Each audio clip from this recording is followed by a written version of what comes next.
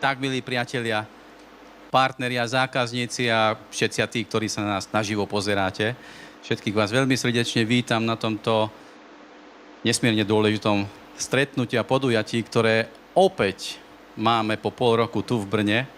Ja som neskutočne rád, že ste prišli a že môžeme takýmto spôsobom oveľa ľahšie a rýchlejšie naplniť naše ciele a sny.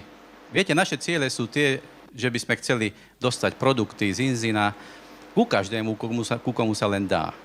A to sa dá len takým spôsobom dosiahnuť, že ľudia okolo nás budú rozumieť produktom, budú rozumieť koncepcii produktov a budú odhodlaní tieto ciele naplňať. No a my nie sme sami vlastne v tomto poslaní, lebo v tomto poslaní nám pomáhajú z firmy a pomáhajú nám ľudia, ktorí sú na veľmi vysokej vedeckej úrovni. Ja som nesmierne rád, že opäť medzi nás zavítal človek, ktorý je jeden z najdôležitejších vo firme Zinzino a ktorý medzi nami už bol dávno, keď sme pred 5 rokmi začínali a ktorý nám neustále pomáha v našich vedomostiach. Viete, aby sme vedeli čo najlepšie odovzdávať informácie, potrebujeme vedomosti.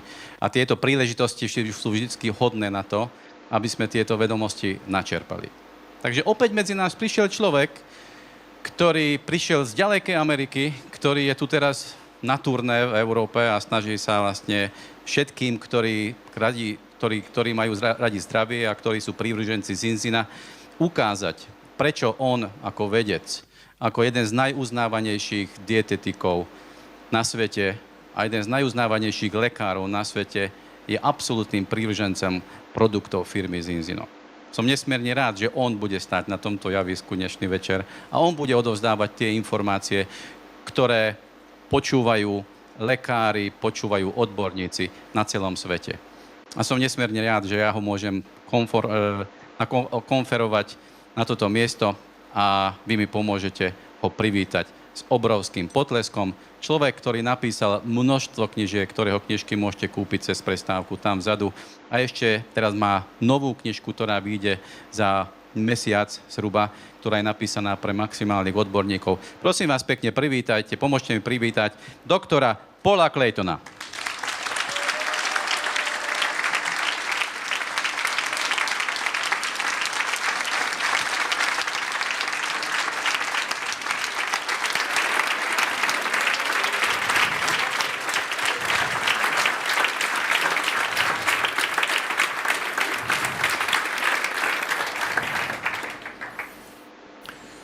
So, dobrý deň. No, that's all. To už je všetko. So I'm going to talk about chronic degenerative disease that we call diseases of civilization. Takže budeme sa dneska baviť o chronických chorobách, ktoré v podstate voláme tiež choroby civilizácie. To call them diseases of civilization is not very helpful. A nazvať ich chorobami civilizácie v skutočnosti veľmi nepomáha. If all these diseases are caused by civilization, then logically the only way to avoid them is to leave civilization behind. A pravda je tá, že ak sú tieto choroby spôsobené civilizáciou, tak jediný logický spôsob by bolo nechať civilizáciu tak. But you don't want to leave your mobiles and your Wi-Fis and your hi-fis. You don't want to leave that, do you? Ale v skutočnosti vy nechcete opustiť vaše mobily, vaše Wi-Fi a všetky ostatné veci s tým spojené, tak? Fortunately, we don't need to do that anymore. A našťastie tiež to ani nepotrebujeme urobiť. For many years, my colleagues and I have tried to understand exactly what causes these conditions. Pretože už po mnohých rokov, mnoho kolegov a ja tiež sme sa snažili porozumieť, že čo spôsobuje tieto stavy. Now, for all the doctors here, of course we know that the modern diet and lifestyle contains thousands of variables. A zase pre všetkých doktorov, ktorí sú tu, tak my vieme, že tento moderný životný štýl obsahuje príliš veľa premenných. How can we separate them out? A ako by sme ich mohli odlíšiť? Actually, we don't need to. V skutočnosti to ani nepotrebujeme robiť. Because once you see through the curtain of variables, it's possible to make out four major drivers of disease. Ale pravda je tá, že to ani nepotrebujeme robiť, pretože keď môžeme vidieť skrz rôzne tie bariéry tých premenných, tak môžeme zistiť, že sú tam 4 hlavné oblasti. And for the first time, now that we have identified them, we can actually neutralize them. A teraz po prvýkrát, keďže sme ich boli schopní identifikovať, tak ich môžeme aj zneutralizovať. So let's start by seeing how bad the situation actually is today. A poďme začať s tým, že sa pozrieme na to, aká špatná táto civilizácia alebo situácia je. These are data from the United States of America. A toto sú údaje z USA alebo z Ameriky. And what they show is that in the last generation, the numbers of people with chronic degenerative diseases has increased by more than 50%. A jedna z tých vecí, čo by som vám chcel povedať, je to, že vlastne nová generácia, tak v porovnaní s tou predchádzajúcou, ich choroby spôsobené civilizačnými chorobami sa zvýšilo o 50%. So again, for all the doctors here, I know that trained in pharmaceutical medicine, we can help many of these patients. A zase pre všetkých lekárov, ja viem, že ten trend vo medicíne ako takej je, že my môžeme pomôcť týmto pacientom. But the reality is, for each patient that we help, more and more keep on coming. Ale realita je zase tá, že každému pacientovi, ktorému pomôžeme, znovu a znovu ďalší a ďalší pacienti prídu. And the cost of medical intervention keeps on increasing, particularly with the new biologicals. Hej, a samozrejme tiež aj tie náklady modernej medicíny sa v skutočnosti neustále zvyšujú. This is the road to ruin. A toto je cesta k ruine. At a certain point, we need to reconsider our theoretical and our practical approach. A v jednej chvíli my potrebujeme trošku zmeniť úvahu ohľadom nášho prístupu či už teoretického alebo praktického. Instead of treating our patient's symptoms, it would be better if we could identify what is causing in the problem in the first place and then do something to remove those problems. A pravda je tá, že namiesto toho, aby sme zvládali a riešili symptómy, by bolo o mnoho lepšie zistiť, že čo je tá vec, ktorá spôsobuje tieto veci a zvládnuť tie. Tech, we've lost picture here. Stratili sme obraz. So I've talked about the general increase in illnesses. Let's pick out a few single conditions. A bavili sme sa teda o tých civilizačných chorobách a môžeme si zobrať určité predpoklady. This is a condition which is referred to as non-alcohol related fatty liver disease. A toto sú v podstate choroby, ktoré nie sú spojené alebo nie sú založené na základe alkoholu. It has another name now because people have become so sensitive. A teraz sa to volá úplne inak, lebo sú ľudia veľmi citliví ohľadom tohto. But forget about the name. Look at the trend. Ale zabudnite na to meno. Pozrite sa na ten trend. In 1990, this was a condition that affected 1 in 5 people all around the world. Pretože, aby ste vedeli, v roku 1990 tento stav ovplyvňoval 1 z 5 ľudí po celom svete. By the end of the decade, it will be 1 in 2. Ale do konca tejto dekády to bude 1 z 2. Now, non-alcohol related fatty liver disease is not in itself so serious. A v skutočnosti tieto choroby, ktoré nie sú založené na základe toho alkoholu, na jednej strane oni nie sú až také vážne. But in a significant number of people, it progresses to a scarring condition known as non-alcoholic steatohepatitis. A potom to v skutočnosti vytvára veľmi zaujímavú situáciu pre mnohých ľudí, lebo oni potom získavajú interesting symptom. Okay, the doctors know what that is. Že doktori vedia, čo to je. And in a significant number of this group, people will go on to develop liver cancer. Hej, a v skutočnosti pre všetkých ostatných, mimo doktorov, to znamená, že určité množstvo ľudí získa rakovinu pečene. So the numbers of people with these more serious conditions will clearly increase. We know this. A v skutočnosti množstvo ľudí s týmito vážnymi stavami sa v skutočnosti zvýši a my to vieme. Not only are the numbers of patients increasing, but we see it appearing in younger and younger groups of subjects. A na jednej strane môžeme povedať, že áno, vidíme, že to množstvo sa zväčšuje a zväčšuje a zväčšuje, ale stále sú to tiež aj mladší a mladší ľudia. We see children with this condition. We even see, increasingly, we see children with NASH, which is the second stage. Hej, a v podstate tiež vidíme napríklad deti, ktoré sú už v tzv. Druhej fáze. We don't really have enough livers to do all the transplants that are necessary. A pravda je tá, že nemáme dosť pečení, aby sme mohli urobiť všetky tie transplantáty, ktoré je treba urobiť. If we could grow these livers in the lab using 3D printing technology, we would not have enough surgeons to do the transplants.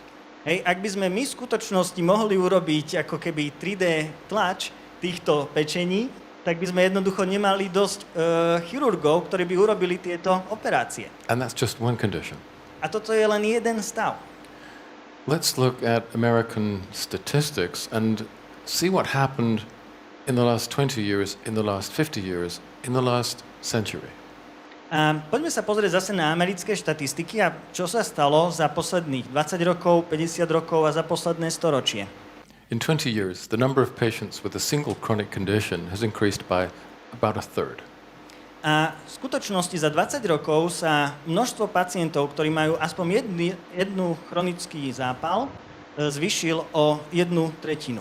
This is a much shorter period of time, but it shows that the numbers of patients with multiple conditions is increasing almost in parallel. A samozrejme, toto je kratší čas, ale tiež to ukazuje, že množstvo niekoľkých chronických chorôb sa zvyšuje veľmi podobným spôsobom. Now let's go back to the very first survey, the very first national survey that was conducted in the United States.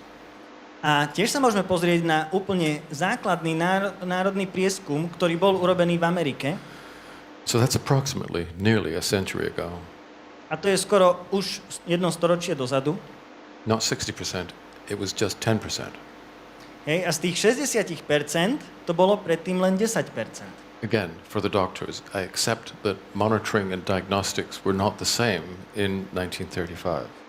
A zase pre lekárov ja chápem, že tie moderné spôsoby diagnostiky neboli tie isté, ako boli v roku 1935. We're not comparing exactly the same thing. A v skutočnosti neporovnávame úplne presne tú istú vec. But even if you perform certain statistical manipulations, it looks as if the real incidence of chronic degenerative disease has at least trebled. Ale keď si to aj zoberieme, že tam môžu byť tie štatistiky do určitej miery z cesty, tak stále môžeme vidieť, že tieto choroby sa v skutočnosti minimálne strojnásobili. And it is not because we are getting older. A nie je to tým, že sa stávame staršími alebo že stárneme. In fact, the most rapid increase in degenerative diseases occurred in the same time frame that life expectancy was at its slowest rate of increase. A v skutočnosti toto isté množstvo civilizačných chorôb sa dialo, kedy aj dlhovekosť ako taká mala mierny nárast. Nearly half of children now have a chronic condition. A teraz skoro polovica detí v súčasnosti má nejakú chronickú kondíciu alebo nejaký zápal. You have no idea how abnormal this is. A nemáte úplnú predstavu, ako abnormálne to je. Why, in my school of 2,200 people, this was in 1950, only one child had asthma. Hej, aby ste vedeli, kým ja som bol na škole, to bolo rok 1950, tak z 2200 žiakov mal jeden žiak astmu. And it was very mild. A to bola veľmi mierna astma. Now almost every class has got 2, 3 or more children with an inhaler.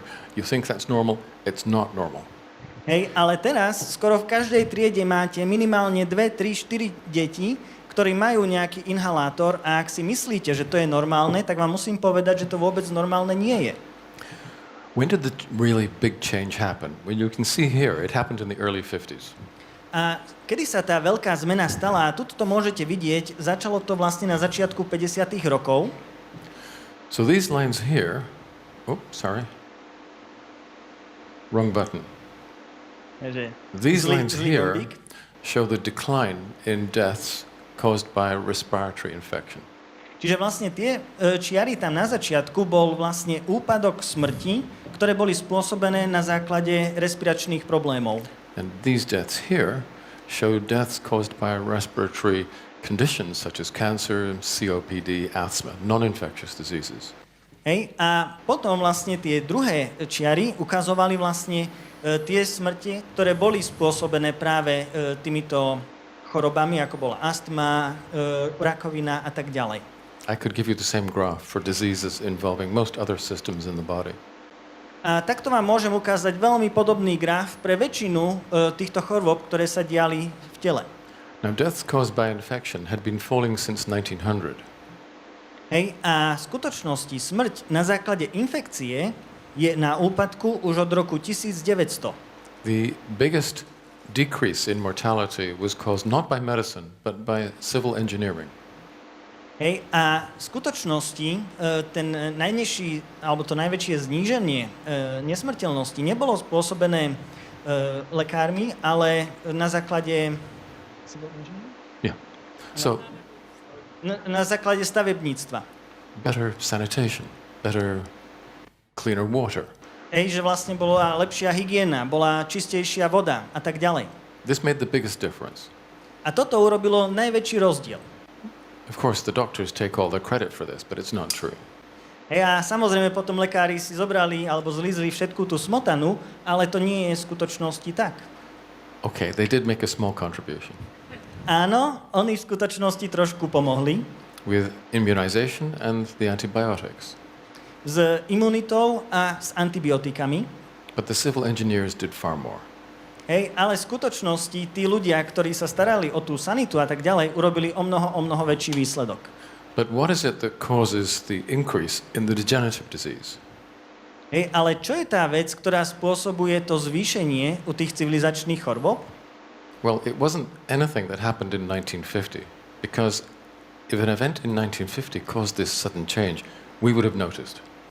Hej, samozrejme, že tam nebolo nič špeciálne, čo sa udialo v tých 50. rokoch, lebo ak by sa takéto niečo stalo, tak by sme o tom vedeli. So let's go back in time. Let's go back to the 40s. Let's even go back to the late 30s. A poďme sa vrátiť späť v čase a poďme sa naozaj vrátiť možno do 40. alebo neskorých 30. rokov. Something that might take a little longer to feed through the system and finally emerge in increasing deaths. Niečo, čo by v skutočnosti mohlo trvať trošku dlhšie, než sa dostane skrz ten systém a spôsobiť zvýšenie smrte alebo smrti. As far as we know, the critical event that took place at that time was the first introduction of ultra-processed foods. A to, čo sa v skutočnosti stalo vtedy v tých 30 rokoch, bolo, že sa prvýkrát uviedlo ultraspracované jedlo. This is when the diet, first of the United States, North America, then Europe, then the rest of the world, began really to change. Hej, a vtedy sa naozaj, či už vlastne Amerika, alebo Európa, alebo zvyšok sveta naozaj začali meniť. And it has now been acknowledged by probably the largest data handlers that it is the diet. It is our diet today that is the most important cause of early, which really means preventable death. Hej, a v skutočnosti stále to nebolo plne potvrdené všetkými tými rôznymi autoritami, ale v skutočnosti je to tá dieta, alebo tá výživa samotná, ktorá má čo dočinenia tej príliš skorej smrti. So let's talk about the ways in which we die. A poďme sa v skutočnosti pozrieť na to, ako my v skutočnosti umierame. Well, we know that the industrial diet affects what is known as the epigenome.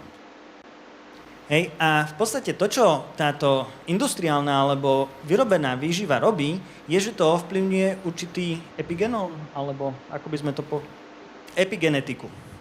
It doesn't change your DNA, but it does change the way in which your DNA is expressed.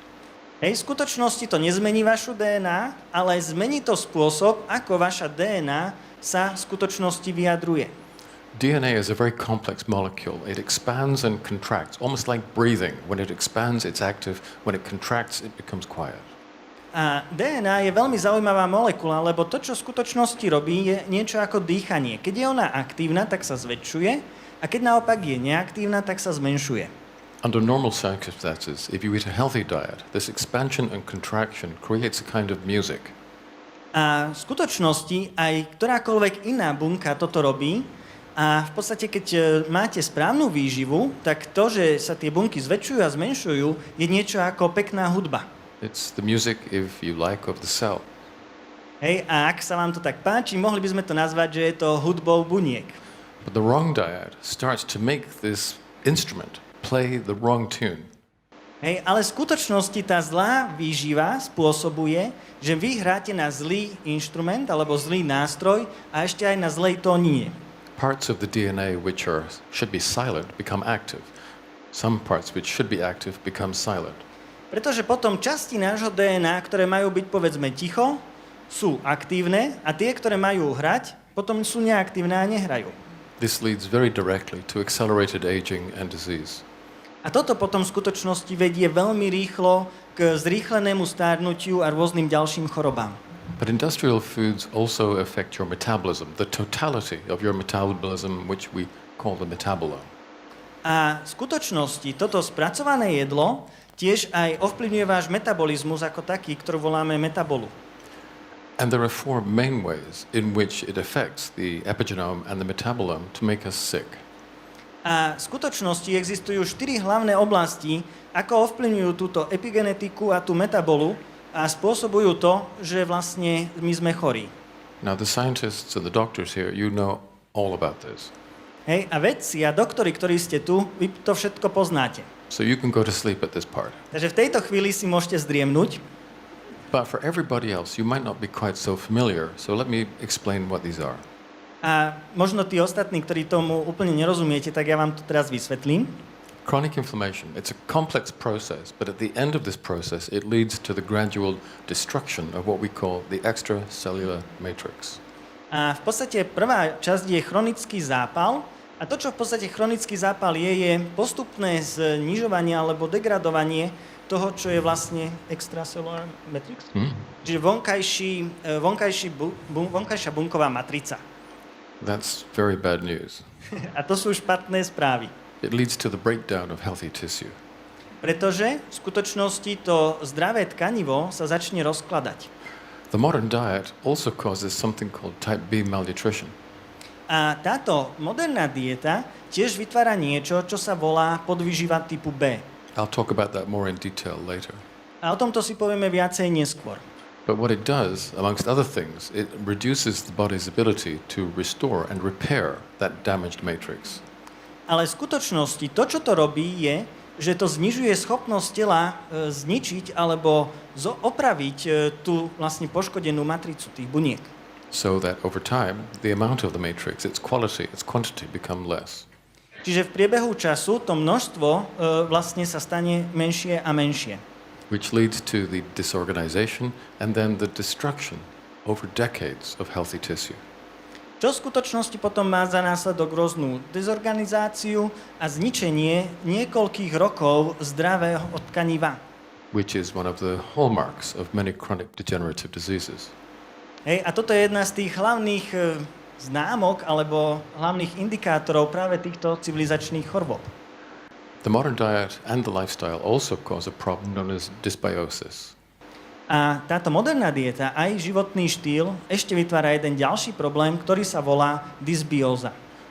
This is a dysregulation initially of the microbial population of the large bowel.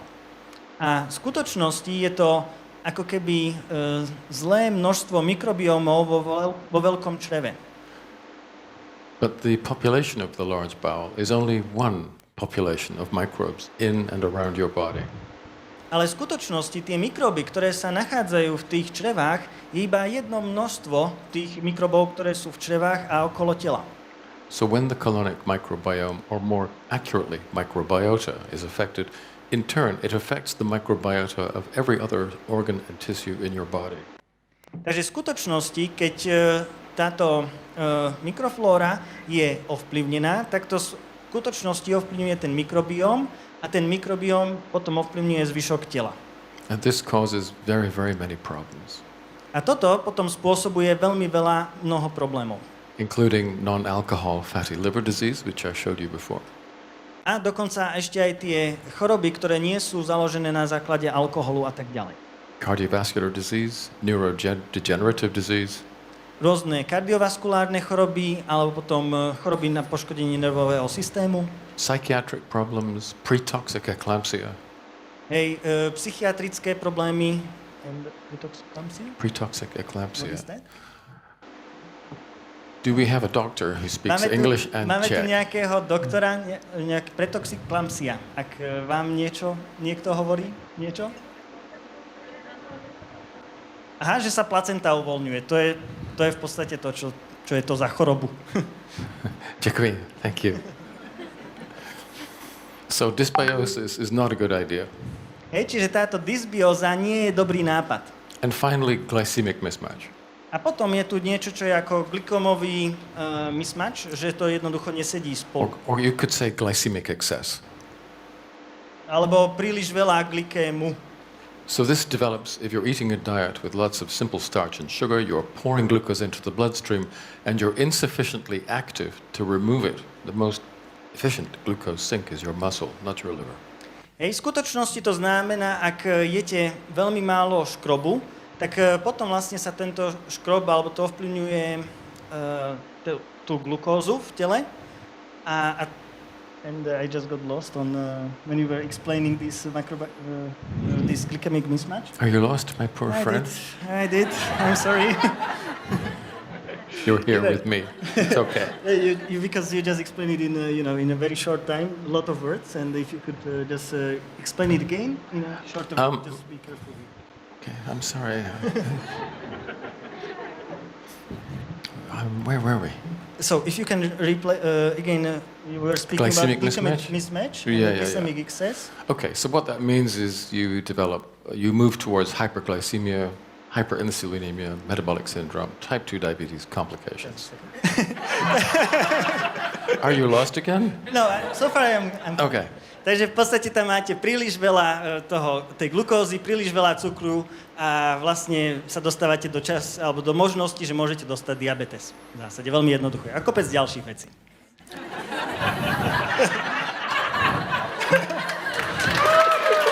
What did you say?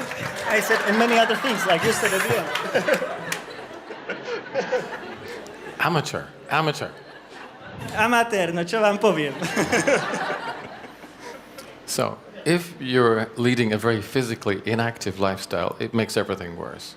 Takže ak v skutočnosti máte veľmi fyzicky neaktívny životný štýl, tak je to všetko o mnoho horšie. So it's a grim picture because the modern diet and lifestyle does all this, but now we can consider antidotes.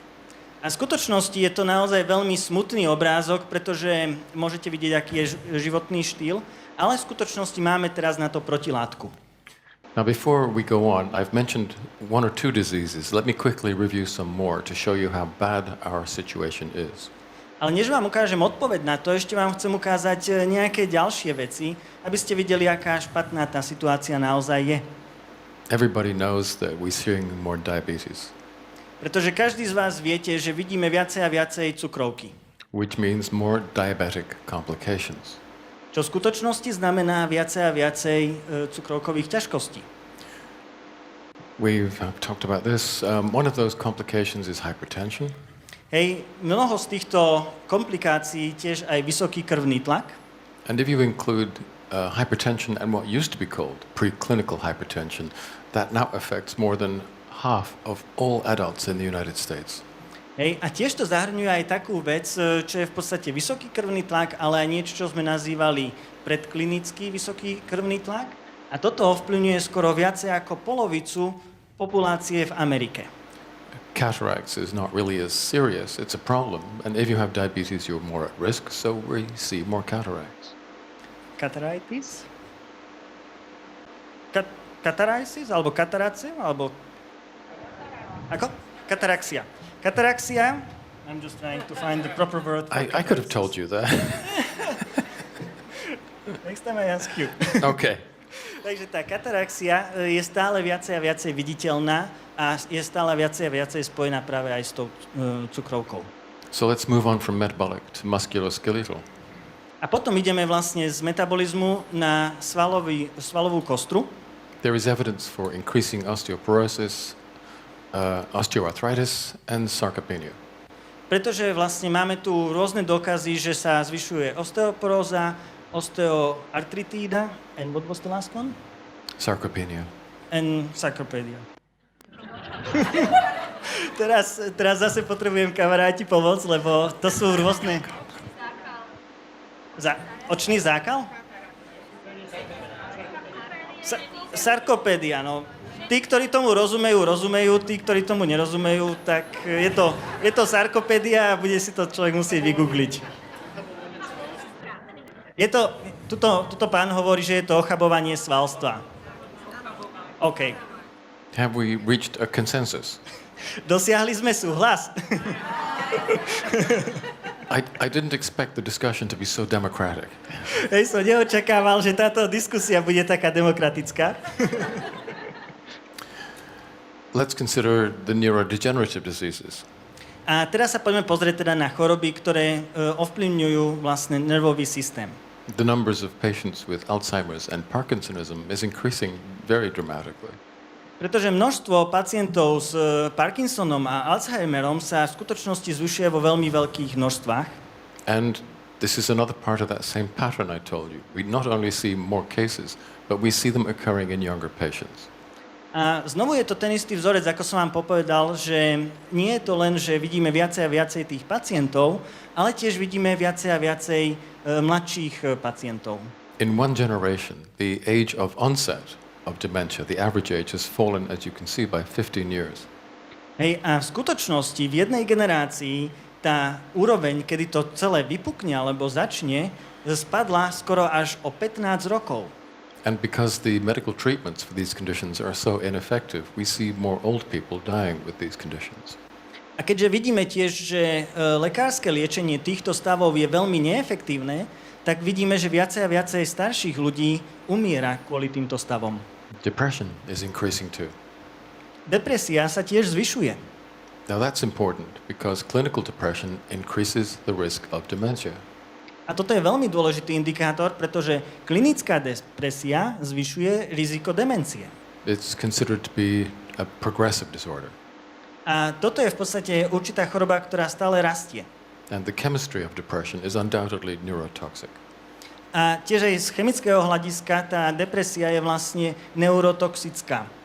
In the last generation, the average age of onset of clinical depression has fallen, as you can see here, by 16 years.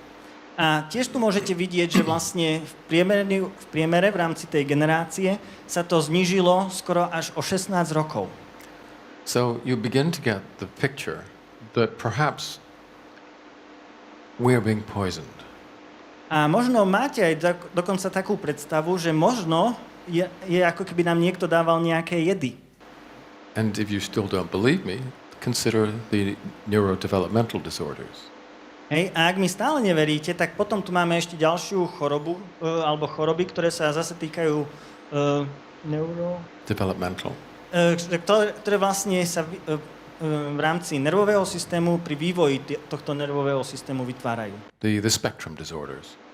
Hej, čo sú v podstate choroby z hľadiska pozornosti a tak. So there's 7 or 8 different ones. Some of the ones you're familiar with, like ADD, ADHD, but there's more. They are all increasing. Hej, v skutočnosti samozrejme je tu niekoľko typov chorôb, niektoré možno viacej poznáte, ako je ADD alebo ADHD, ale je tu o mnoho viacej chorôb, ktoré sa vlastne takto vytvárajú. So something in our environment, in our diet and lifestyle is damaging our brains in old age. It is also damaging them very early in life, while we are still in the womb. A v skutočnosti niečo vo našom živote a v našom fungovaní ničí naše mozgy a v skutočnosti to začína ničiť naše mozgy ešte keď sa nachádzame v maternici. You could say that we live in an environment which is essentially neurotoxic.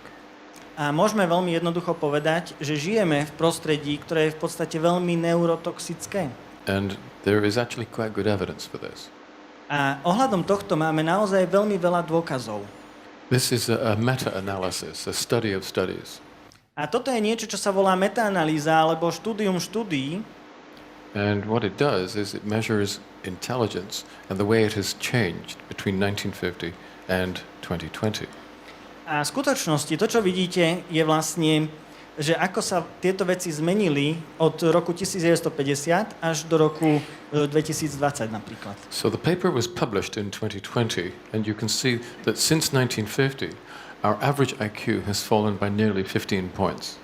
Hej, a v skutočnosti tieto informácie boli publikované v roku 2020 a môžete vidieť, že priemerné IQ padlo skoro až o 15%, alebo o 15 bodov, pardon. The rest of that is a projection. Hej, a ten zvyšok toho, od toho 2020 je len, že kam to bude spieť. But some other studies have been done since 2020 and they show that we're still declining. A ďalšie štúdie boli tiež urobené po roku 2020 a stále ukazujú tú istú vec, že my sme v skutočnosti na úpadku. Now I know that every generation of children knows that they're more intelligent than their parents. Hej, a ja viem, že každá generácia detí vedia, že sú viacej inteligentnejšie ako svoji rodičia. Next time you tell them that, show them this graph. Ale ak to budete počuť najbližšie od nich, že vám to budú hovoriť, ukážte im tento graf. The opposite is true. Pretože opak je pravda.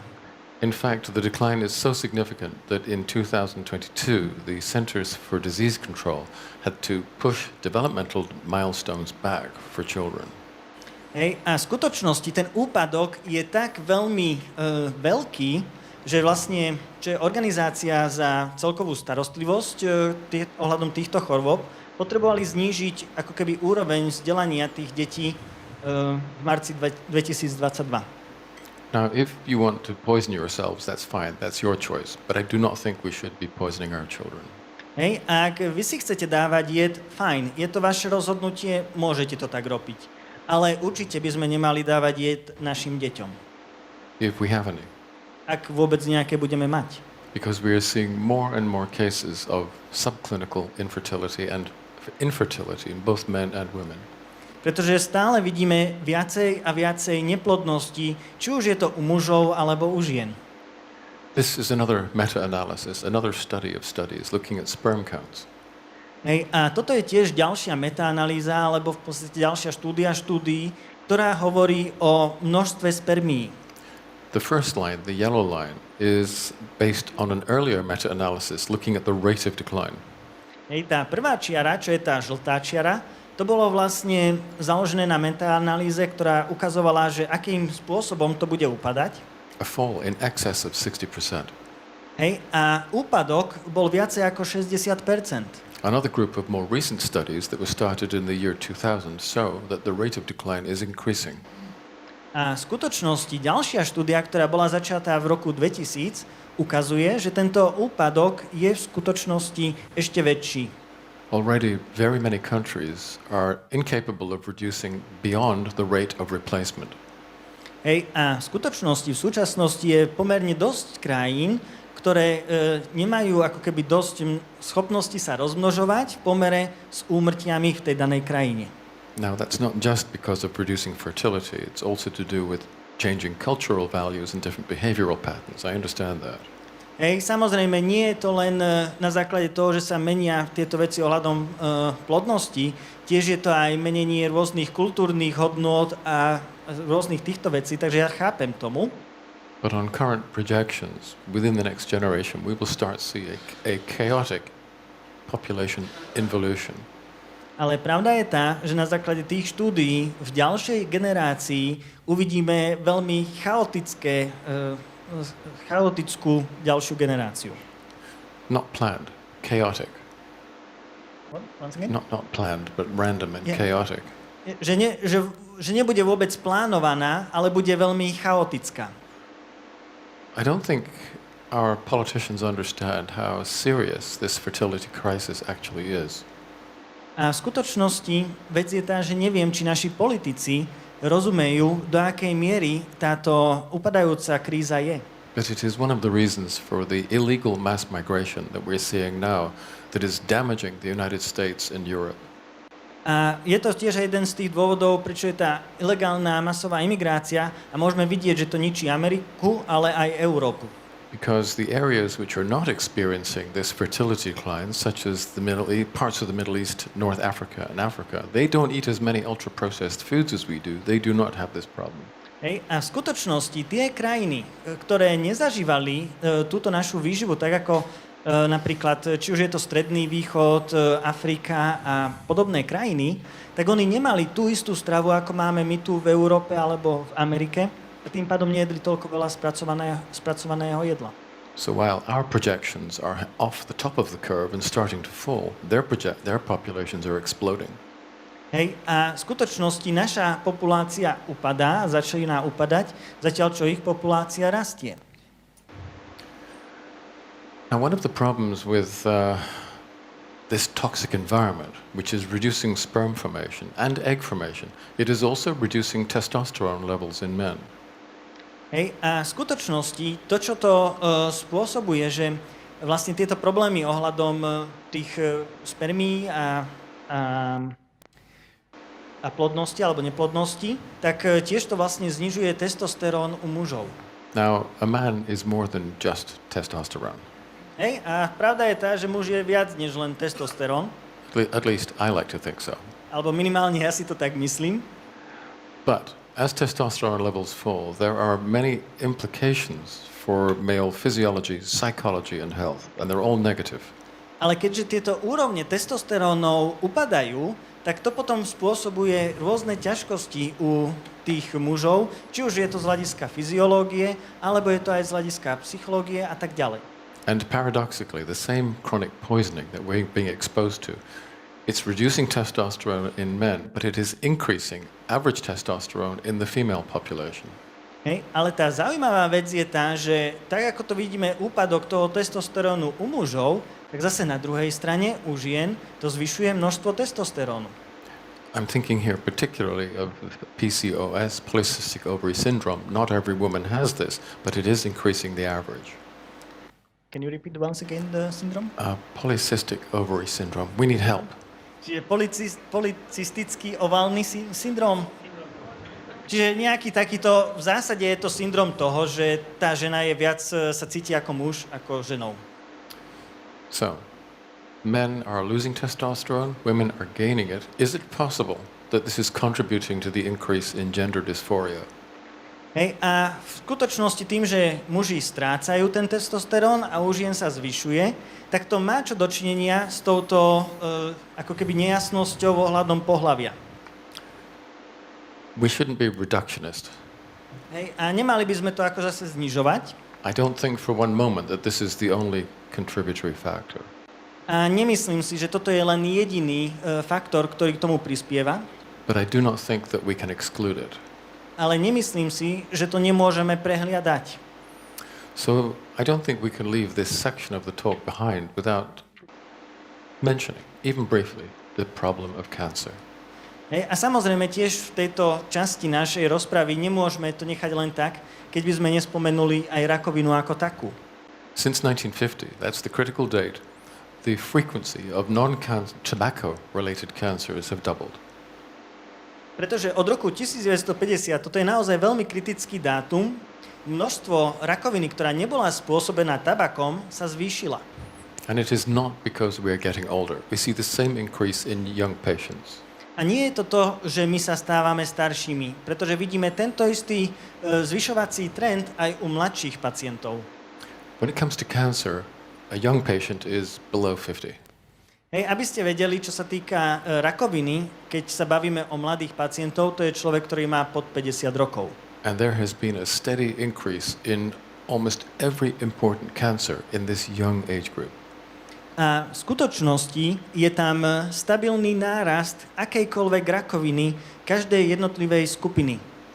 Because these are cancers occurring in young people, and because cancers typically take a long time to develop, this tells us that exposure to a carcinogenic environment is starting early in life. Hej, a keďže vlastne naozaj táto rakovina ovplyvňuje veľké množstvo ľudí a vidíme to, že sa to začína v skutočnosti stále a stále znižovať, tak to vedie vlastne vďaka tomu, že sme viacej tomu vystavení v živote. Probably since before birth. A pravdepodobne ešte aj pred narodením. So I've talked about some of the details. Let's step back and look at the overall picture of public health. Hej, a samozrejme, bavili sme sa o všetkých týchto detailoch, ale poďme urobiť krok vzad a pozrieť sa na celkový pohľad ohľadom vlastne zdravia všeobecne. So here is a random collection in alphabetical order of some of the many conditions that have increased. Hej, takže toto je vlastne v abecednom poradí zoznam rôznych chorôb alebo vecí, ktoré sa vlastne zvýšili. Some of these are not so serious. Alopecia, well, it won't kill you. Hej, že niektoré z nich nie sú až také vážne, ako napríklad tá alopécia. Alopecie. Aha, to je strata vlasov, už si pamätám. Minule sme sa bavili o tom. Oh.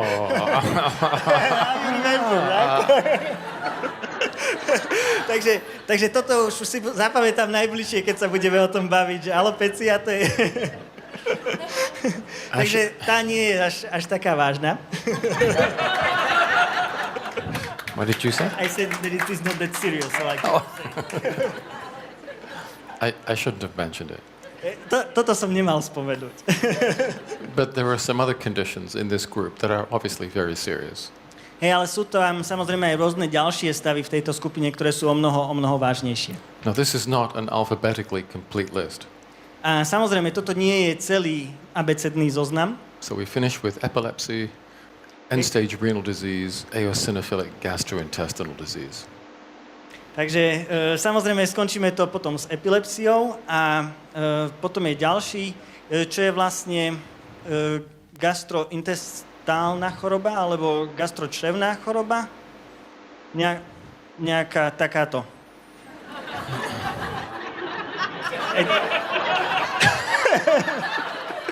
I try to explain this gastrointestinal disease, like that it is related to gastrointestines. but a particular kind, eosinophilic.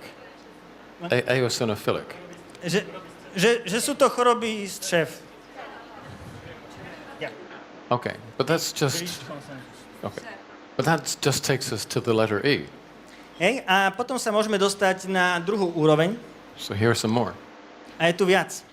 All of them increasing, all of them appearing in younger groups of patients. Hej, a v skutočnosti všetky tieto veci sa zvyšujú a všetky tieto veci sa udejú u stále mladších a mladších pacientoch. So glaucoma, gout, hikikomori, which is a psychological disturbance, which we see more and more of. Hej, takže máme tu dnu hikikomori, čo je vlastne psychologická, vidíme toho viacej a viacej. Irritable bowel syndrome, inflammatory bowel disease. Hej, potom sú tu rôzne zápalové choroby z hľadiska čriev. We're only at the letter P. We're only arrived at the letter P. Hej, a v skutočnosti sme prišli až na to písmeno P. It goes on. There are more. This is not a complete A list. ďalej ten zoznam pokračuje, hej, že jednoducho ten zoznam je stále väčší a väčší. Once again, I want to try to convince you that this is a picture of a population which is being chronically intoxicated or poisoned. A v skutočnosti chcem vám znovu iba ukázať, že toto je obrázok spoločnosti, ktorá je jej chronicky podávaný jed, alebo je toxikovaná. So all of these things are increasing. Takže všetky tieto veci sa zvyšujú. Some things are decreasing. A niektoré z tých vecí aj upadajú. So intelligence and sperm counts, we talked about that already. Hej, takže inteligencia, aj množstvo spermí, o tom sme sa už bavili. But also life expectancy. Life is getting shorter. Hej, ale aj čo sa týka dĺžky života, tak vlastne sa život ako taký skracuje. Not surprising when all of those diseases are increasing. Hej, čo zase nie je veľké prekvapenie, keď všetky tieto choroby sa zväčšujú. And one other thing that I think is worth mentioning, that's hand grip strength. A tiež jedna z tých vecí, čo je veľmi zaujímavá, je sila stisku ruky. Why is that important? A prečo je to dôležité? Well, because it is a proxy for overall muscular fitness. Hej, pretože je to odhad celkového svalového zdravia. It's accessible, it's easy to measure, and actually, when I shake his hand, Hej, že je to vlastne veľmi jednoduché, veľmi príjemné a keď si potrasíte s niekým ruku, I actually have an indication, a rough approximate indication of his overall muscular fitness. tak mám v skutočnosti okamžitú indikáciu toho, že aká je jeho všeobecná svalová síla. That's important. A toto je dôležité. Because your muscle is not just for moving around, it is also an active metabolic and endocrine organ. Hej, ale v skutočnosti, pretože vaše svaly nie sú len kvôli tomu, aby ste sa hýbali, ale je to vlastne aj na základe rôznych endokrínnych systémov a tak ďalej. And reduced muscular fitness increases the risk of many diseases, including early death. It predicts early death. A v skutočnosti zníženie práve tohto zdravia svalov môže spôsobiť príliš skorú smrť. Judging by his handshake, I think he's got 2 or 3 more years. Takže na základe toho, ako som mu potriasol ruku, mám ešte asi tak 2-3 roky. Začni sa chystať.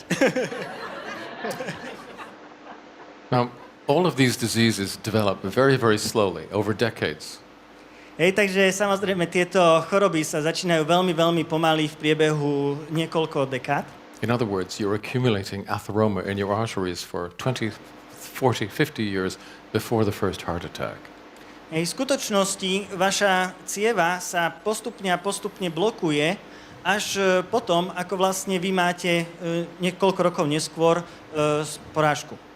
Your bones can weaken progressively for half a century before they finally break. Hej, pretože v skutočnosti vaše kosti môžu postupne aj polstoročia vlastne sa zmäkčovať, až sa nakoniec zlomia. And you have more brain cells than you need, most of you. Hej, a v skutočnosti väčšina z vás máte o mnoho viacej mozgových buniek, ako potrebujete. So it's okay if you're losing brain cells very slowly over the years because you can get away with it for 40, 50 years before people notice that you're demented. Hej, a je to úplne v poriadku, pretože vlastne tak, ako vám upadajú veľmi, veľmi pomaličky tieto mozgové bunky, tak to niekedy trvá aj 30-40 rokov, než si ľudia všimnú, že máte demenciu. What that means is, when these diseases become clinical, they only appear and cause symptoms at a very late stage. Hej, ale to, čo je veľmi dôležité vedieť, je, že keď sa tieto symptómy stanú klinické, je to už vlastne príliš neskorý okamžik. When the doctor arrives, they're always too late. Hej, a pravda je tá, že keď už ten doktor aj príde, tak už sú príliš pozde. And when they do arrive, they have usually the wrong tools. Hej, a keď už teda aj prídu, tak majú aj špatné nástroje. Which treat the symptoms, and that's important for the patient, of course, but they do not address the underlying causes. Pretože samozrejme oni liečia symptómy, čo je veľmi dôležité pre pacienta ako takého, ale oni neodstrania príčinu, ktorá tam v skutočnosti je. Now, because these diseases spend most of the time underground, they're actually happening in people who think they're healthy. A keďže väčšinou týchto časov tieto choroby zostávajú skryté, tak oni sa vlastne dejú, kým si ľudia myslia, že sú zdraví. You may think that you're perfectly well, Vy si môžete myslieť, že ste perfektne zdraví, but as you sit here listening to me, things are going wrong. hej, ale keďže tu sedíte a počúvate ma, tak pravda je tá, že veci sa v skutočnosti zhoršujú. Your arteries are slowly silting up. Hej, pretože vaše cievy sa pomaličky upchávajú Your bones are slowly crumbling. a vaše kosti sa pomaličky rozpadajú. The nerves inside your brain, inside your skull are dying silently, one by one. Hej, a nervy vo vašom mozgu pomaličky jeden po druhom umierajú. And I'm being optimistic. A stále som optimistický. It's very optimistic. Hej, je to veľmi optimistické, Because now that we know that these conditions are occurring in people who think they're well, we have the opportunity to address them and prevent them from becoming clinically obvious. hej, a je to v skutočnosti na jednej strane aj dobre, lebo ak poznáme zdroje týchto vlastne symptómov, tak my ich môžeme napraviť predtým, než sa oni stanú klinicky očividné. And we need to do this because the problems are so prevalent. A potrebujeme to urobiť, pretože tieto problémy sú príliš časté. So these are people who think they're healthy. Čiže toto sú ľudia, ktorí si myslia, že sú zdraví. When we look at them carefully, we find a very significant number have liver disease, bone disease, they have arterial disease, brain disease, everything is going wrong. Hej, a oni si myslia, že sú v skutočnosti zdraví, ale keď sme sa na to pozreli, tak oni mali problémy s pečeňou, problémy s cievami, problémy s mozgom a všetko, čo sa vlastne dalo, bolo špatné. And ideally, we should stabilize the situation so it never gets to the point where you need to call the doctor. Hej, a ideálne by sme mali aspoň stabilizovať tú situáciu, aby sme sa nedostali do štádia, kedy potrebujeme zavolať toho lekára. How do we know that this is possible? A ako my vôbec vieme, že toto je možné? Because in vestigial groups, most of these changes do not occur. Pretože v tých bežných štúdioskupinách väčšina týchto zmien sa ani neudeje. Vestigial groups, that's a description of small groups of people who live in remote parts of the world and haven't really encountered the 20th century. Hej, a tie študijné, alebo pravdepodobne to boli asi vestigial? Vestigial? Vestigial. Takže to slovo je vestigial a on to aj vysvetlil, čo to znamená, že je to vlastne malé množstvo alebo skupinka ľudí, ktorí ako keby ešte nedošli do 20. storočia. Two of the best known and the most studied groups are the Hadza in Tanzania. Hej, a v podstate jeden z tých známych alebo aj študovaných kmeňov je vlastne Hadza v Tanzánii And the Tsimani in Bolivia. a Tsimani v Bolívii. Now the Hadza are classical hunter-gatherers.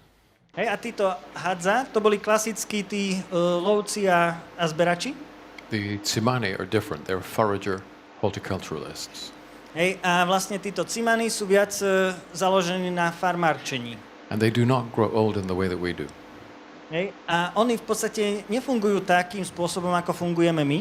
They show us that many of the symptoms of aging that we think are intrinsic are actually not necessary. They can be avoided.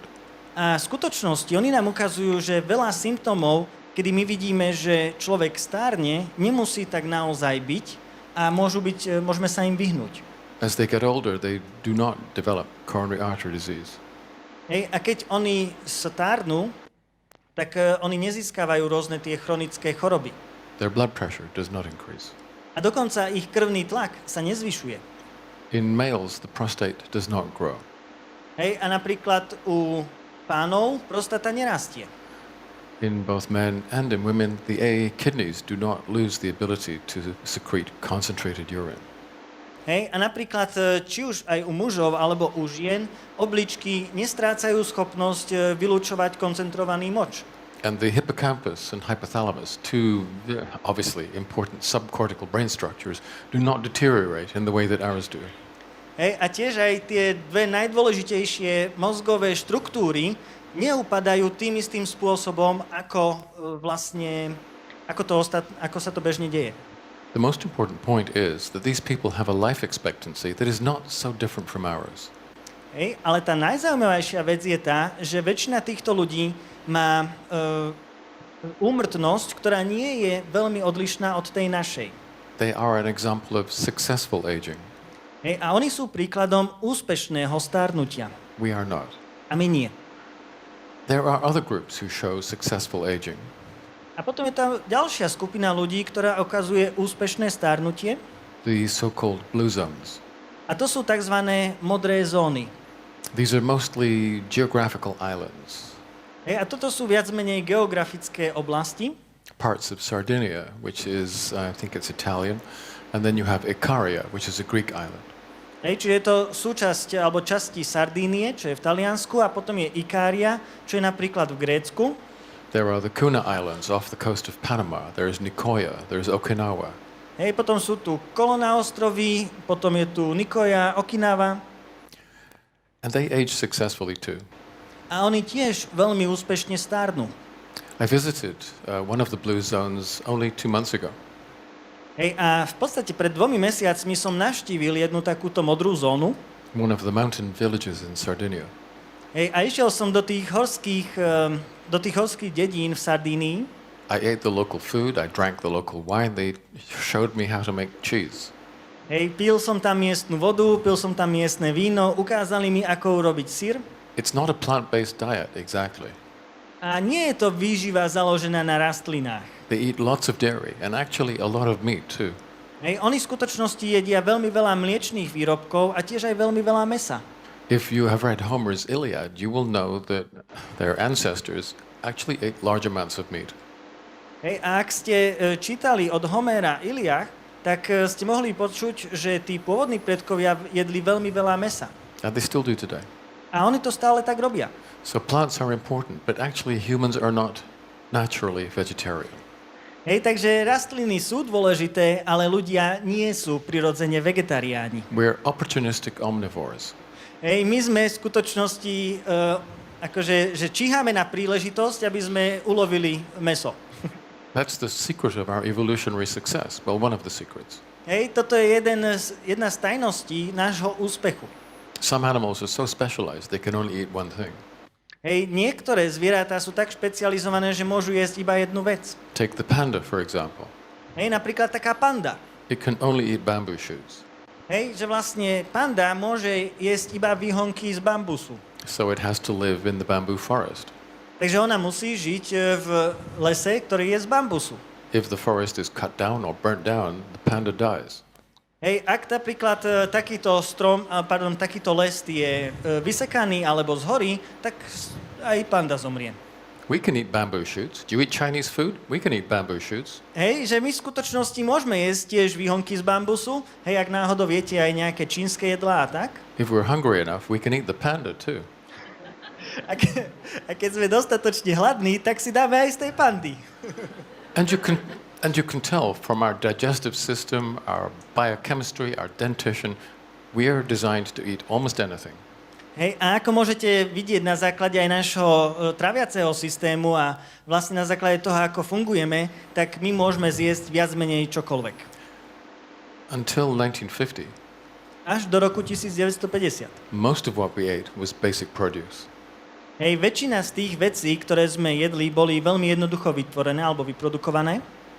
And we were actually pretty healthy as a result. A my sme tiež boli pomerne zdraví.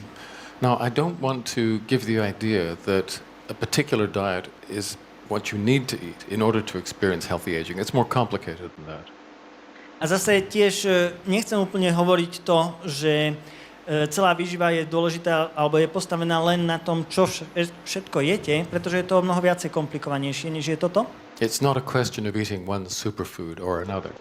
Hej, a nie je úplne jedno, alebo je v podstate jedno, či jete jedno super jedlo alebo druhé super jedlo. It isn't even just about food at all. A v skutočnosti to ani nie je o jedle ako takom. If you look at what all of these cultures have, these blue zones have, they also contain other elements which are non-nutritional. Hej, pretože keď sa pozrieme do týchto modrých zón, že aké oni vlastne hodnoty a veci majú, tak tam je veľmi veľa vecí, ktoré nie sú spojené práve s výživou. One of those is a sense of community. Jedna vec je napríklad zmysel pre komunitu. We're social animals. We need to have good social networks. Hej, my sme sociálne bytosti alebo zvieratá. Hej, potrebujeme mať veľmi dobré sociálne vzťahy. Another factor is ikigai, the Japanese term that really means a sense of purpose, to know what your life means, to know what you want to do with your life. A ďalšia napríklad taká myšlienka sa volá ikigai, čo je vlastne japonský termín, pretože máte účel, že jednoducho viete, čo chcete urobiť v živote. Actually, Zinzino helped to give that to me. A v skutočnosti Zinzino mi s týmto veľmi pomohlo. And perhaps some of you have that too. A pravdepodobne aj niektorým z vás tu. But there's another element in these blue zones as well. Ale je tu ešte ďalšia časť v rámci týchto modrých zón. The best example of this is the Greek island of Ikaria. A najlepší príklad na toto je grécky ostrov Ikaria. It's not a bad diet, and they have a nice sense of community, but there's something else very special about that island. Hej, a môžem vám povedať, že áno, majú tam dobré jedlo, je tam pekná komunita, ale je tam ešte ďalšia vec, ktorá je veľmi špecifická pre ten ostrov. You can go from one end of the island to the other, and you will not see a clock or a watch. Hej, a vy v skutočnosti môžete prejsť od jedného konca ostrova na opačný koniec ostrova a neuvidíte tam žiadne hodiny alebo hodinky. We live by the clock. Hej, my žijeme na základe hodiniek. 7 o'clock the alarm goes off, or maybe it's 6 for you, I don't know. Hej, o 7 vám zazvoní budík, alebo pre niekoho o 6, ja neviem. You have an hour to get dressed, to eat, to shave, to feed the children. Hej, máte hodinu, aby ste vstali, aby ste sa najedli, oholili alebo nakrmili deti. The children must be at school at a certain time. Hej, a deti musia byť na čas v škole. Then you go to the office. I mean, some people still go to the office, yeah? Hej, a potom idete do kancelárie. Predpokladám, že niektorí ľudia chodia do kancelárie. You have projects, tasks, time management. Hej, máte projekty, úlohy, časový manažment. You rush home to collect the children from school just in time before it closes. Hej, a potom sa ponáhľate rýchlo domov, aby ste vyzdvihli deti kúsok pred tým, ako zavrú škôlku. Forget the details. What all this means is many of us are constantly under stress, time stress. Hej, a v skutočnosti to, čo to spôsobuje, je, že mnoho z nás je pod časovým tlakom. Not in Icaria. Ale nie v Ikarii. Let's say you want to take a bus to the next town. Hej, povedzme, že chcete ísť autobusom do ďalšieho mesta. You go to the bus stop. There's no timetable. Hej, prídete na tú autobusovú zastávku, ale nie je tam žiaden časový rozvrh. Has the bus already been? You don't know. Hej, a už ten autobus odišiel? Neviete. Well, if it hasn't been, I'll go tomorrow. Hej, ak zase náhodou nepôjdem, tak pôjde zajtra. You wait a couple of hours and you meet some friends and you talk and then the bus arrives. Hej, a potom sa stretnete s pár ľuďmi, začnete sa rozprávať a zrazu príde autobus. At some point in time, you will arrive at your destination. A niekedy prídete teda do toho vášho cieľa. If you arrive a little bit too late, call up your friends, you go and knock on the door and they say, come in, you can stay here tonight. Hej, a ak náhodou potrebujete alebo ste zmeškali, môžete prísť a zaklopať niekomu na dvere a on ťa pozve, že poď, môžeš tu prespať u mňa. And you go to the shop at some stage, sometime during the morning, if they decide to open. Hej, a potom samozrejme niekedy ráno idete do obchodu, ak sa oni rozhodnú, že ho otvoria. It's an extremely relaxed lifestyle. Je to veľmi, veľmi uvoľnený životný štýl. And it's one of the things that has made Icaria a blue zone. A je to jedna z tých vecí, čo vytvorilo z Ikárie modrú zónu. So it looks as if to achieve successful aging and longevity, it's not one particular magical thing. Takže na to, aby sme dosiahli zdravé starnutie a dlhovekosť, to nie je len jedna konkrétna vec. It's not a question of eating acai fruit every day or pomegranate or whatever the latest craze is. Hej, a nie je to o tom, že potrebujete jesť to acai jedlo alebo acai ovocie, alebo povedzme granátové jablko ako jedinú zložku vašej stravy a tak. It's more about accumulating a series of points from different sources, and when you have enough, longevity and health emerges. Hej, je to viac menej o tom, že potrebujete získať z rôznych oblastí rôzne výživové látky a keď ich máte dosť, tak tá dlhovekosť príde. So there are lots of things there that I have no control over and I can't offer you. That's part of your lives. Hej, a v skutočnosti je tu veľmi veľa vecí, na základe, alebo ktoré ja neviem úplne kontrolovať a je to súčasťou vášho života. But I do have the nutritional keys that will help you get there. Ale ja mám práve tie kľúče výživy, ktoré vám pomôžu sa tam dostať. So, I'm going to mention to you now quite a well-known 20th century American economist called Herb Stein. Hej, a v podstate teraz by som chcel uviesť pomerne známeho ekonóma z Ameriky. On v rámci 20. storočia volal sa Herb Stein. Why did you take a photograph of that picture? Have you never seen a stop sign before? Prečo ste si odfotili ten obrázok? Nevideli ste, že už tam sa nedá ísť ďalej? It's just an example of Stein's law. Hej, toto je len príklad toho Steinového zákonu. Stein's law is very simple. A ten Steinov zákon je veľmi jednoduchý. He said, what cannot continue must stop. A ten zákon hovorí, to, čo nemôže pokračovať, musí zastať. And this is how I think about the current model of reactive healthcare. Hej, a toto je to, čo si ja osobne myslím o súčasnej, modernej, reaktívnej starostlivosti o zdravie. More people are getting sick, and they're getting sick earlier, which means they need drugs for longer periods of time. Pretože viacej a viacej ľudí ochorie a to je vlastne tým, že sú stále a stále mladší, tak to znamená, že oni potrebujú lieky dlhší a dlhší čas. The average cost of medications is increasing, particularly the biologicals. Hej, a priemerné náklady na lieky, hlavne biologické, sa stále a stále zvyšujú. You have no idea how expensive some of these are. A neviete si ani predstaviť, aké drahé niektoré tie lieky sú. The most expensive biological I know of is actually an injectable for a rare childhood condition. It costs $1.2 million for one injection. Hej, a aby ste mali predstavu, tak jeden z tých najdrahších, ktoré ja poznám, je v skutočnosti podávaný ako injekcia a používa sa to pre veľmi zriedkavú detskú chorobu a stojí to $1,2 milióna jedna injekcia. So, healthcare costs are going up and up and up, but our economies in the West are collapsing. Hej, takže v podstate, čo sa týka zdravia a čo sa týka vlastne nákladov na naše zdravie, idú stále hore a hore a hore, ale ekonomiky vo veľkých krajinách idú dole, dole a dole. Most healthcare systems in the West, including North America, are either already bankrupt or they're very close to bankruptcy. Hej, a pravda je tá, že väčšina krajín ako takých sú už v bankrote alebo sú blízko od bankrotu. What cannot continue will stop. We are at that point. Takže to, čo nemôže pokračovať, zastane. A my sme v tomto bode. So this is another reason to start to think seriously about prevention rather than trying to manage patients' symptoms. Hej, a to je práve ďalší dôvod, prečo by sme mali viacej a viacej uvažovať ohľadom prevencií, než o tom, aby sme len zvládali symptómy. So let's take these drivers of disease in turn, and I'll explain how they work, and then how we can stop them. Takže poďme sa pozrieť, že ako tieto vodiče chorôb, oni fungujú, a ja potom vysvetlím aj to, ako ich môžeme zastaviť. So I think for some of you this is a familiar picture.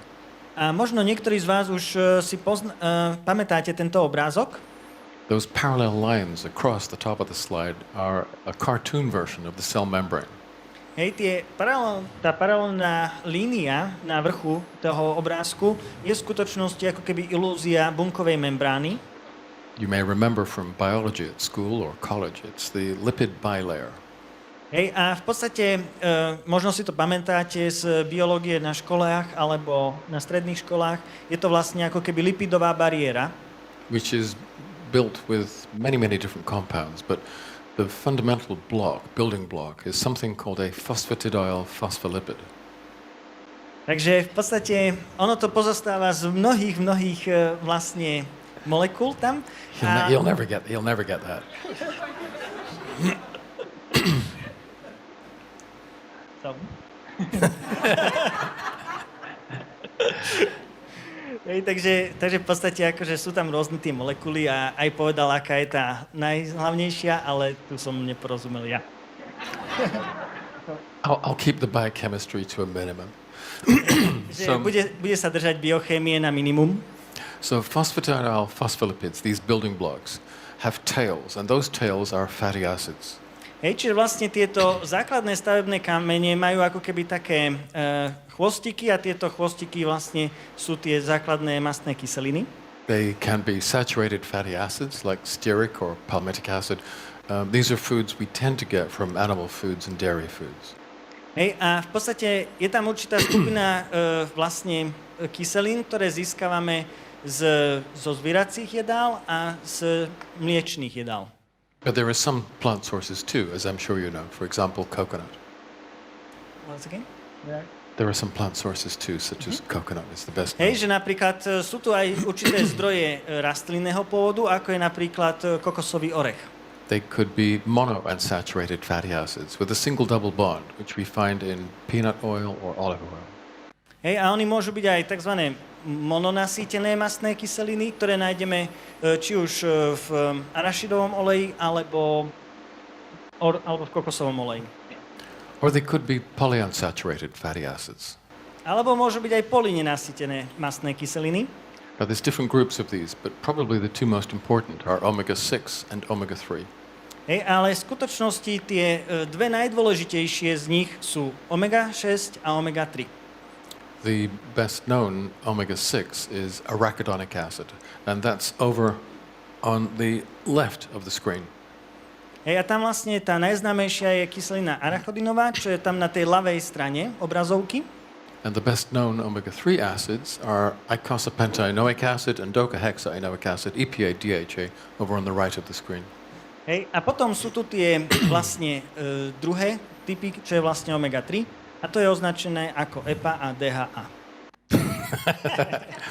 I was testing him, but he cheated. Hej, on to aj povedal, že čo to EPA znamená a DHA znamená. Okay.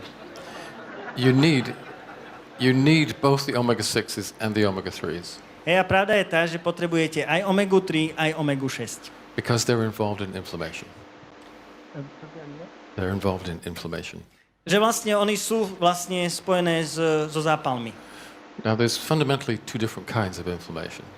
A pravda je tá, že existujú dva rôzne typy zápalov. acute and chronic. Máme akútny a chronický. Acute is good, it's actually important. A ten akútny je v skutočnosti dobrý a dôležitý. Chronic is bad, it's destructive. Hej, a ten chronický je zlý, pretože on je ten ničiaci. So why do we need to be able to have an acute inflammatory reaction? It's a response and a protection against pathogens and physical trauma. Hej, pretože prečo potrebujeme ten akútny zápal? Je to vlastne odpoveď voči rôznym patogénom a fyzickej traume. So let's say that there has been a break in the skin, a pathogen has entered the tissue, or you have been physically injured, and then what happens is, that's the challenge, the arachidonic acid starts the inflammation response. Hej, a povedzme, že buď ste sa porezali, alebo že ste sa nejak ten patogén dostal do vášho systému. A to, čo sa potom stane, je, že tá kyselina arachodinová začne útočiť na ten patogén v tom systéme. Once the threat has been neutralized, then the omega-3s stop the inflammation response. Hej, a keď tá hrozba už bola zneutralizovaná, tak potom vlastne omega-3 zastaví celý ten zápal. So this is healthy, it's positive. This is an acute inflammatory response. Hej, a toto je zdravé a je to pozitívne a toto je akútny zápal ako taký. The classical example is you scratch the back of your hand and there's redness, there's pain, there's swelling. The classical signs of acute inflammation. Hej, ten klasický príklad na toto je, že sa poškrabete, potom vám to zčervenie, napuchne, trošku to bolí a potom to odíde. So you need the 6s and the 3s. It's like the accelerator and the brake on a car. A v skutočnosti potrebujete obidva, pretože je to niečo ako plyn a brzda na aute. And you need the accelerator and the brake in the right proportions. Hej, a potrebujete mať aj dostatočný plyn, aj dostatočnú brzdnú silu v správnom pomere. And the proportions are set by the ratio of the fatty acids in the cell membranes, which is proportional to the ratio in the food that you eat. Hej, a ten pomer sa v skutočnosti určuje práve na základe toho pomeru tých buniek, tých kyselín, a tie sú ovplyvnené práve tým jedlom, ktoré jete. If you have the right ratio, you'll be able to defend yourself and you won't have chronic inflammation. You will be healthy like they are in the blue zones or in the vestigial groups. A ak máte správny pomer, tak vlastne budete zdraví a budete v takom istom stave, ako sú tí ľudia v tých modrých zónach, lebo nebudete mať chronický zápal. The problem is that the modern diet gives us very little omega-3, but lots and lots of omega-6. Ale ten problém je, že súčasná dieta nám dáva veľmi malé množstvo omega-3, ale veľmi veľa omega-6. So the accelerator is on the floor and there's no brake. Takže v skutočnosti ten plyn je až na podlahe a nemáme žiadne brzdy. If you are exposed to certain types of stimuli, they're known actually as LAMPS, then you will have inflammation and it will keep on going and it will keep on going and it will keep on going, and that will actually start to dissolve your tissue. A v skutočnosti, ak vy ste ovplyvnení určitým stimulantom, a on v podstate spôsobí to, že ten zápal bude iba pokračovať a nebude tam žiadne zastavenie. Let me show you how this works. A ukážem vám, ako to funguje. This is an immune cell, such as a neutrophil, or it could be a macrophage. Hej, čiže toto môže byť vlastne imunitná bunka. Let's say that there is a stimulus, which could be oxidized cholesterol, it could be sodium urate crystals. There are many factors which will start this inflammation sequence. Hej, a v podstate tam môžu byť nejaké stimulanty, ktoré spôsobia celý tento cyklus zápalov. This is the first phase of the inflammatory cascade. There's two phases. A toto je prvá fáza vlastne postupu zápalu a existujú dve. In this phase, it is the 6:3 ratio that is so important. Ale v tejto fáze je práve tento pomer 6:3 veľmi dôležitý. If this was all there was, it wouldn't be a problem, but it gets more complicated. Ak toto by bolo všetko, tak by tam nebol žiaden problém, ale v skutočnosti to je ešte viacej komplikovanejšie. Because these immune cells start to release little particles called exosomes. Pretože vlastne tieto imunitné bunky, oni začnú vysielať také malé častice, ktoré sa volajú exozómy. And these are actually quite complicated. They contain many different kinds of information. A oni sú veľmi komplikované a obsahujú rôzne množstvo informácií. They contain DNA, microRNA, messenger RNA, and also enzymes called matrix metalloproteases. Hej, a oni v podstate obsahujú DNA, potom tiež aj RNA a tiež aj rôzne ďalšie enzymy. These are extremely destructive. A oni sú veľmi, veľmi škodlivé. So a healthy diet will give you two things. Firstly, the right 6:3 ratio, and secondly, enough polyphenols to stop those aggressive enzymes. A v skutočnosti vy potrebujete mať k dispozícii dve veci. A to je to, že sú tam vlastne správny pomer v rámci omegy-3 a omegy-6. A potom druhá vec je práve tie polyfenoly, čo sú vlastne enzymy. So again, for the doctors and the scientists, these polyphenols block the enzymes in a classic inhibitory reaction. Hej, a zase pre lekárov a vedcov tieto polyfenoly oni blokujú enzymy klasickým spôsobom. But they also exert an epigenetic effect. Ale tiež vytvárajú aj epigenetický fakt. They downregulate the genes which actually express these enzymes. Oni znižujú gény, ktoré sú schopné vydávať alebo vysielať tieto enzymy. So they reduce the amount of the enzymes and the activity of the enzymes. This is a very powerful inhibitory effect.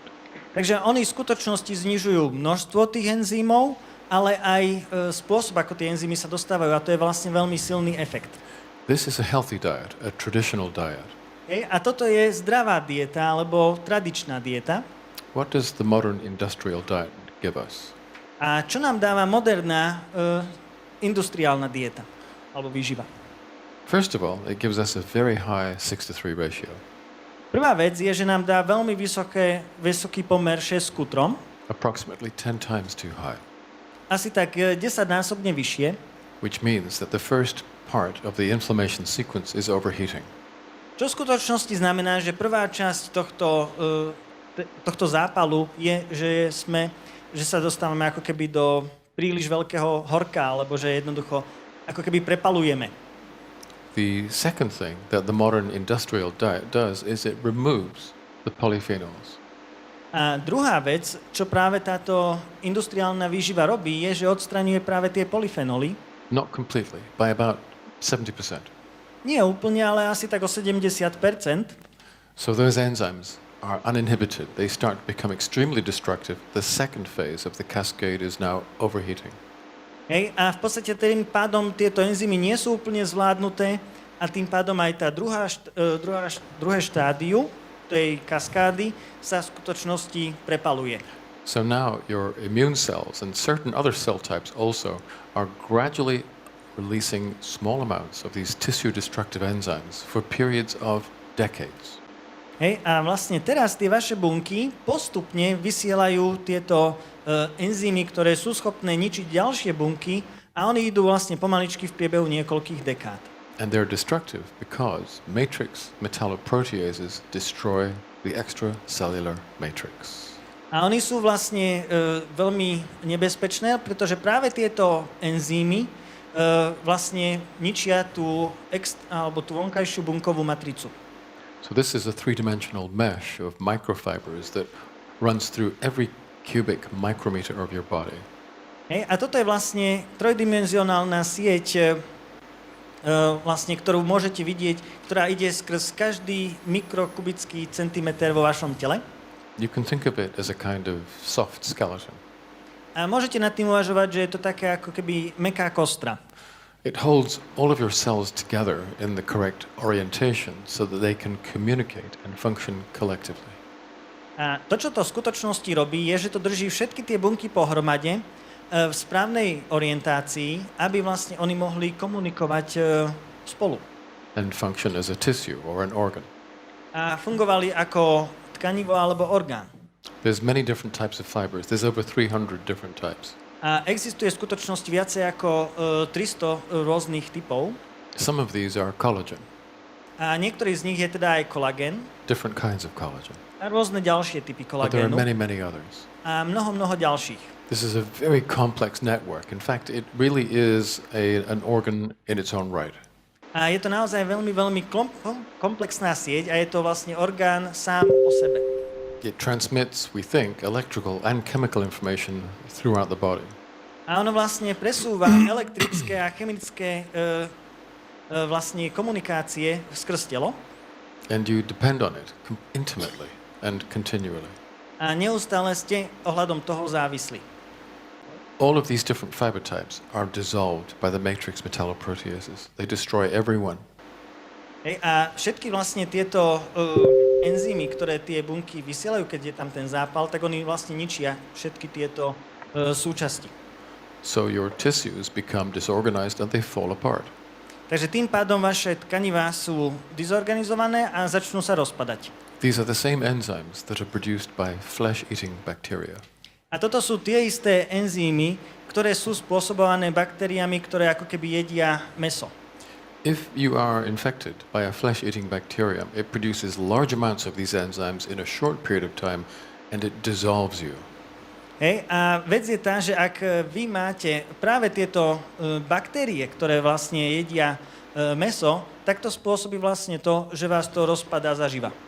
It is the same enzymes released in very small amounts for 20, 30, 40, 50 years that culminate Ale sú to v skutočnosti všetky tie enzymy, ktoré vlastne sú vysielané postupne 10 a 10 alebo 10 rokov za sebou a vlastne vďaka tomu sa rozpadáte.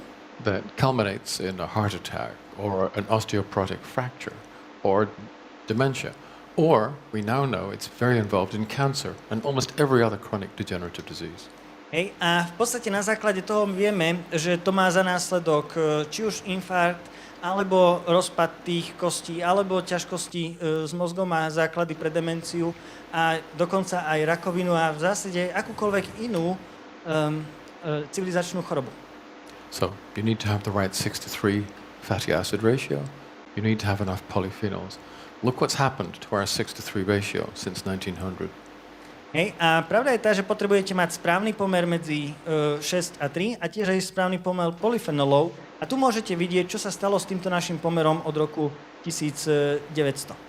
To be healthy, you need a 6:3 ratio of less than 5, and many experts would say it should really be between 2 and 3. Hej, a v skutočnosti, aby ste boli zdraví, mali by ste mať pomer menej ako je 5 a veľa expertov hovorí, že by to malo byť menej ako 3. The modern diet creates ratios which now in Europe are on average 15:1. A bežná dieta alebo výživa spôsobuje vlastne pomer, ktorý je v Európe asi tak 15:1. North America, they average 25:1.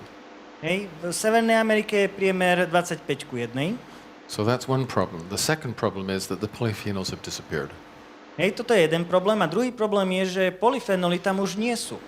We used to eat very large amounts of fruits and vegetables. A zvykli sme jesť veľké množstvo či už ovocia alebo zeleniny. We used to be much more physically active than we are today. A tiež sme zvykli byť o mnoho viacej aktívnejší, ako sme dnes. And the fruits and vegetables and other plant foods we eat today contain less polyphenols than they used to. A v skutočnosti aj to ovocie a zelenina, ktorú dnes jeme, obsahuje menšie množstvo polyfenolov, ako sme zvykli mať. According to the best calculations that we have, it's an estimate. We believe that the intake of polyphenols has fallen by up to 90%. Hej, a na základe všetkých tých kalkulácií, ktoré máme, je, že prísun polyfenolov sa znížil až o 90%. So this is one reason why we have so much chronic inflammatory stress and so much degenerative non-communicable disease. Hej, a toto je jeden z dôvodov, prečo máme tak vlastne veľmi veľa zápalov a tak veľa civilizačných chorôb. The clock tells me that we only have 9 more seconds. 8, 7, 6. A teraz mi tie hodiny hovoria, že máme už iba 9 sekúnd, ale už je v skutočnosti iba 1. So now is the time to take a break, go get something to eat, go and hunt and forage. Takže teraz je treba vlastne ísť, aby ste sa išli nájsť alebo občerstviť. Nechoďte von a nefarmárčite alebo nelovte. No chocolates, no cake, no biscuits. Hej, žiadne čokolády, žiadne torty alebo keksíky. You know what to do. Thank you. Viete, čo máte robiť. Ďakujem.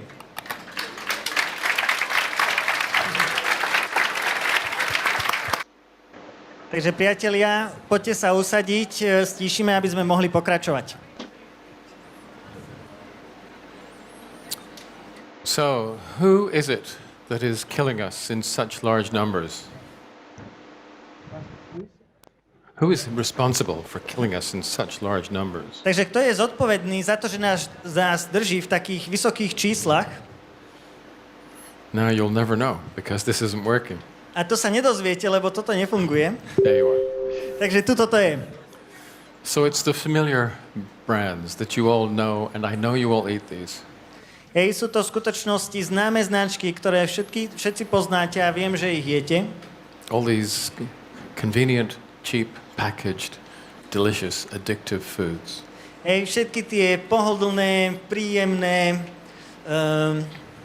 sladké, ale v skutočnosti bezvýživné jedlá. Now, none of these foods are toxic in the acute sense. A žiadne z týchto jedál nie je toxické z akutného hľadiska. I mean, you can eat all these foods when you go home tonight and you'll still wake up in the morning. Hej, môžete zjesť všetky tieto jedlá, keď dneska domov pôjdete a stále sa ráno zobudíte. But if you eat large amounts of these foods for long periods of time, they will make you sick and it will kill you. Ale v skutočnosti, ak jete veľké množstvo týchto jedál dlho, tak to môže spôsobiť, že ochoriete a zabije vás to. They've taken away the omega-3s and the polyphenols, two of the most important anti-inflammatory protective nutrients. Pretože oni odstránili omega-3 a polyfenoly, čo sú tie dve najdôležitejšie zložky z hľadiska proti zápalu. So we can reverse that. We can protect you from that kind of inflammation with a mixture of omega-3s and polyphenols. Takže my to v skutočnosti môžeme zmeniť a môžeme vás ochrániť od tohto nedostatku so zmiešaninou omega-3 a polyfenolov. These are the products that we call balance oil. A toto sú tie produkty, ktoré my voláme balance oil. But the problem is that the food industry takes away two more protective compounds. Hej, ale pravda je tá, že celý potravinársky priemysel ešte berie ďalšie dve zložky preč. This causes dysbiosis and problems in the gastrointestinal system, which then create problems elsewhere in the body. A v skutočnosti toto vytvára práve tú dysbiózu a problémy s tým črevným systémom. And we can prevent that kind of disease with xenobiotic, which is prebiotic fibers, and extend and protect, which provide the beta-glucans. A v skutočnosti my zvládame toto práve so xenobiotikom, čo je vlastne dietná vláknina, a tiež so extendom, čo sú vlastne to zvláda rôzne beta-glukany a tak. So the food industry is harming us because it has taken away 4 very protective, very anti-inflammatory nutrients. Čiže v skutočnosti potravinársky priemysel nás ničí, lebo on odstraňuje 4 veľmi dôležité zložky z našej potravy. They take away the good things, and then they give us something in return. They give us these compounds. A oni zobrali v skutočnosti tie dobré veci a vrátili nám niečo toto, a to sú vlastne tieto zlúčeniny. And these are very pro-inflammatory. A tieto zlúčeniny sú veľmi zápalové. So you can see exactly how the modern diet makes chronic inflammation almost inevitable. Takže v skutočnosti môžete vidieť veľmi jednoduché, ako táto súčasná dieta vytvára chronický zápal úplne normálne. And then they make it worse because they put sugar, lots and lots of sugar in the foods where you expect it, such as breakfast cereal and chocolate, but also in some places where you don't expect it. Hej, a potom je to v podstate to, že oni vytvoria veľmi veľa cukru, hej, ako sú napríklad rôzne cereálie na raňajky a tak, kde máte vlastne veľa cukru, ale potom dávajú cukor aj do takých miest, kde by ste ani neočakávali, že tam cukor bude. And the final icing on the cake, they give us lots of sodium, not enough potassium and magnesium. A v skutočnosti to, čo je úplne najväčšie, je to, že nám dávajú príliš veľa sódia, ale veľmi málo potasia a what was the last one? Potassium and Magnesium. a magnézia. And you may remember from school or from college that this leads to increased muscle, smooth muscle excitability. Hej, a možno si to pamätáte zo školy, že toto vedie vlastne k uvoľneniu svalov. So if you have inflammation in your arteries, this makes the constriction worse. Hej, čiže vlastne ak máte zápal vo vašich cievach, toto spôsobí to scvrknutie ešte väčšie. If you have inflammation in your bronchioles, again, this electrolyte imbalance makes the constriction and your symptoms worse. Ak máte zápal vo vašich pľucnej oblasti, tak to znovu vytvára ten zápal ešte silnejší a ešte väčší. This, as I said, is a diet that kills. A toto je v skutočnosti dieta, ktorá zabíja. And here is an example of a food where you don't expect to see so much sugar. A toto je príklad jedla, kde neočakávate, že uvidíte až tak veľa cukru. In the United States, tomato ketchup is considered to be a vegetable. Hej, v Amerike vlastne zrajčinový kečup sa považuje za zeleninu. Which is completely stupid because tomatoes are fruit, not vegetables. Hej, čo je samozrejme úplne hlúpe, lebo rajčina je v skutočnosti ovocie a nie je zelenina. But look how much sugar there is. Ale pozrite sa, koľko cukru tu je. This is actually confectionery. Hej, a toto je v skutočnosti celá cukráreň. And this is how much our sugar intakes have increased in the last century. A takto môžete vidieť, ako sa príjem cukru vlastne zvýšil za posledné storočie. Huge amounts of empty calories. Hej, to je tiež aj požiadavky na prázdne kalórie. This is how much our intake of plant oils, omega-6s, have increased. Tiež tu môžete vidieť, že koľko vlastne rastlinného oleja sa zvýšilo, čo je vlastne omega-6. More empty calories. Viacej prázdnych kalórií. And because we're eating so many empty calories, it leaves us malnourished. Hej, a v skutočnosti, tým, že jeme príliš veľa prázdnych kalórií, tak to nás dostáva do štádia podvýživy. Now, doctors usually know about type A malnutrition. A doktori častokrát vedia o podvýžive typu A. This is what we are studying in our medical textbooks. Hej, toto je v skutočnosti to, čo bežne študujeme v lekárskych učebniciach. This is the kind of malnutrition that you see in very poor countries. A takúto podvýživu môžete vidieť vo veľmi chudobných krajinách. Where, for example, children are starving, they have kwashiorkor, they have a deficiency disease. Hej, kde jednoducho tie deti sú veľmi vychradnuté alebo majú vlastne rôzne choroby z nedostatku potraviny. But this is not what we see in Brno Hej, ale toto nevidíme v Brne. or even Prague. Ale aj dokonca v Prahe. We see type B malnutrition.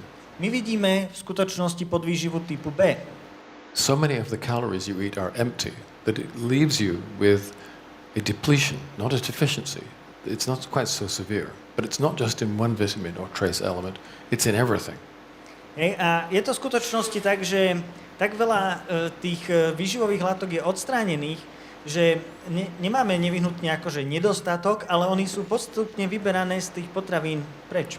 People are low in everything, A tým pádom sú vlastne ľudia nízko vo všetkých hodnotách. except calories. Okrem kalórií. Luckily, we know what that looks like too. Našťastie tiež vieme, ako tie kalórie vyzerajú. It looks like this. Vyzerajú takto. These children have type B malnutrition. Tieto deti majú v skutočnosti výživu typu B. Podvýživu typu B. They have chronic inflammation, they have dysbiosis, they have all these drivers of disease. Hej, oni majú zápaly, majú dysbiózu, všetky tieto ako keby vodiče tých chorôb. And this is why, when we look inside them, we find the beginnings, the early stages of those diseases which will eventually make them sick and eventually kill them.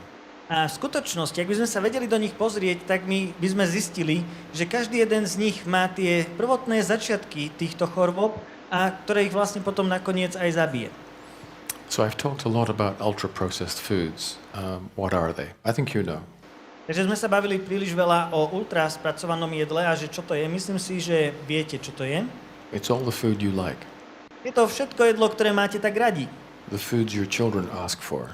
Hej, to jedlo, ktoré vaše deti chcú. They're cheap, they're convenient, they're delicious. Hej, sú lacné, sú príjemné, ešte aj dobre chutia. And they're designed to be that way. A oni sú tak vytvorené. In fact, they're designed to be addictive. V skutočnosti oni sú vytvorené tak, aby boli návykové. The food companies use a process called bliss technology to make foods that are genuinely addictive. Hej, tieto potravinárske firmy, oni používajú určitú technológiu, ktoré naozaj vytvárajú to, že ich jedlá sú návykové. So you eat too much of them. Takže potom musíte jesť príliš veľa toho jedla. Which is why people who eat more ultra-processed foods usually are heavier. A to je v skutočnosti aj ten dôvod, prečo keď ľudia jedia príliš veľa ultraspracovaného jedla, tak sú aj ťažší. And because of all the problems with these foods, they die more. A potom samozrejme kvôli všetkým tým problémom z týchto jedlá, oni aj častejšie zomrú. More diabetes, more cancer, more death, and it is dose related. Hej, viac cukrovky, viac rakoviny, viac smrti a je to vyslovene prepojené s dávkami. Increases the risk of COVID, serious COVID, dementia, and it accelerates the aging of the immune system. Zvyšuje to aj riziko covidu a vážneho covidu, alebo spôsobuje demenciu, alebo tiež spôsobuje rýchlejšie a rýchlejšie starnutie. This is the reason for the trends in diseases that I talked about in the beginning section. Toto sú vlastne tie dôvody, prečo tieto trendy týchto začiatočných chorôb, alebo tých chorôb, ktoré som popisoval na začiatku tejto prednášky. The country that eats the most of these foods is the United States and Canada, and their life expectancy is falling. Tie krajiny, ktoré jedia najviac týchto jedál, je Amerika a Kanada a ich dlhovekosť v skutočnosti upadá. Britain is next, and in Britain life expectancy is falling too.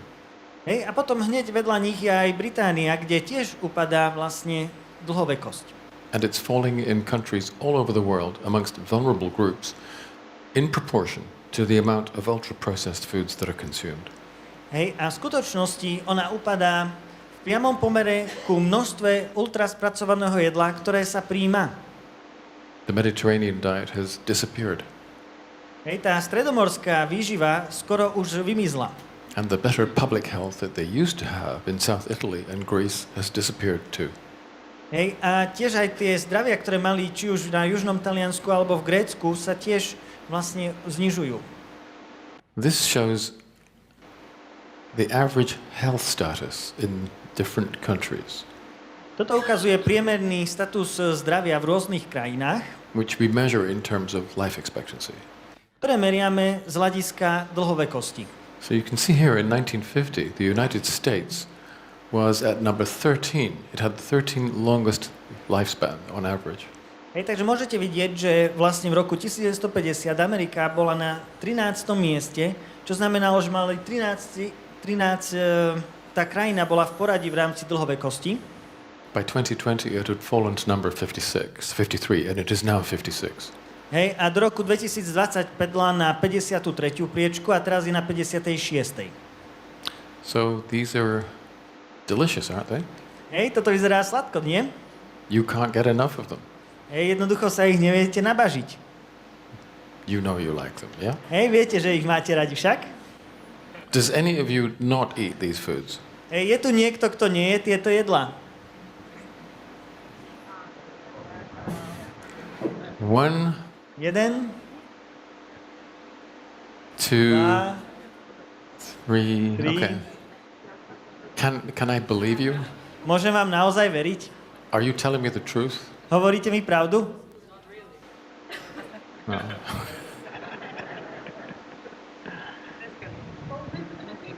Here's the problem. We're eating all these junk foods, and the other half of the problem is we're not taking enough exercise. Hej, pravda je tá, že v skutočnosti naozaj jeme iba jedlo, ktoré pozostáva, alebo ktoré sa považuje za naozaj odpad. A pravda je ďalšia taká, že nemáme dosť pohybu, alebo dosť necvičíme. Do you remember long ago we used to carry luggage? Hej, pamätáte si, dávno dozadu sme zvykli nosiť nákup v rukách, však? Now it carries us. Hej, teraz ten nákup, alebo aj kufre nosia nás. In the old days, there were no remote controls. Hej, voľakedy dávno neboli diaľkové ovládače, však? If I wanted to change the channel on my television, I actually had to walk all across the room and change it by hand. A ak som náhodou chcel si zmeniť program na mojom televízori, tak som musel vstať z toho gauča, prejsť cez celú miestnosť a fyzicky to zmeniť na televízori. And then walk all the way back. Frankly, it was exhausting. Hej, a potom zase ísť celú tú cestu naspäť a úprimne bolo to naozaj veľmi unavujúce. So, in lots of small ways and some very large ways, our expenditure, our physical levels of energy have really declined. Hej, takže pravda je tá, že niektorých viacej oblasti a niektorých menej, ale celkovo naša úroveň fyzického zdravia alebo cvičenia sa naozaj znížila. And that is how the low energy lifestyle has made the other problems worse. A to je v skutočnosti, ako tento životný štýl s nízkou energiou toto urobil ešte horšie. So let's take an average Czech gentleman. Takže teraz zoberme bežného Čecha, alebo pána Čecha. What is a typical Czech name? Hej, aké je typické české meno? Honza. Honza. Honza. Or Jiří. What's the name of your prime minister? Ako sa volá váš premiér? Jan. Okay. Premiér, ako sa volá? Premiér. Český premiér sa ako volá? Petr. Peter. What's his second name? A ako sa volá priezviskom? Fiala. Fiala. Okay, so here you have Petr Fiala. Takže tu máte Petra Fialu. What is Mr. Fiala eating? Čo pán Fiala je? Let's assume he's eating a modern diet. Povedzme, že príjma bežnú modernú dietu alebo výživu. In other words, he doesn't have enough omega-3. His 6-to-3 ratio is very high. Inými slovami, on nemá dosť omega-3 a jeho pomer medzi 6 a 3 je veľmi vysoký. He doesn't have enough polyphenols. A tiež nemá dostatočné množstvo polyfenolov. So he has chronic inflammation in many different tissues. Takže on má vlastne chronický zápal v rôznych tkanivách svojho tela. This could even explain his politics. A tiež to možno môže vysvetliť aj jeho politiku.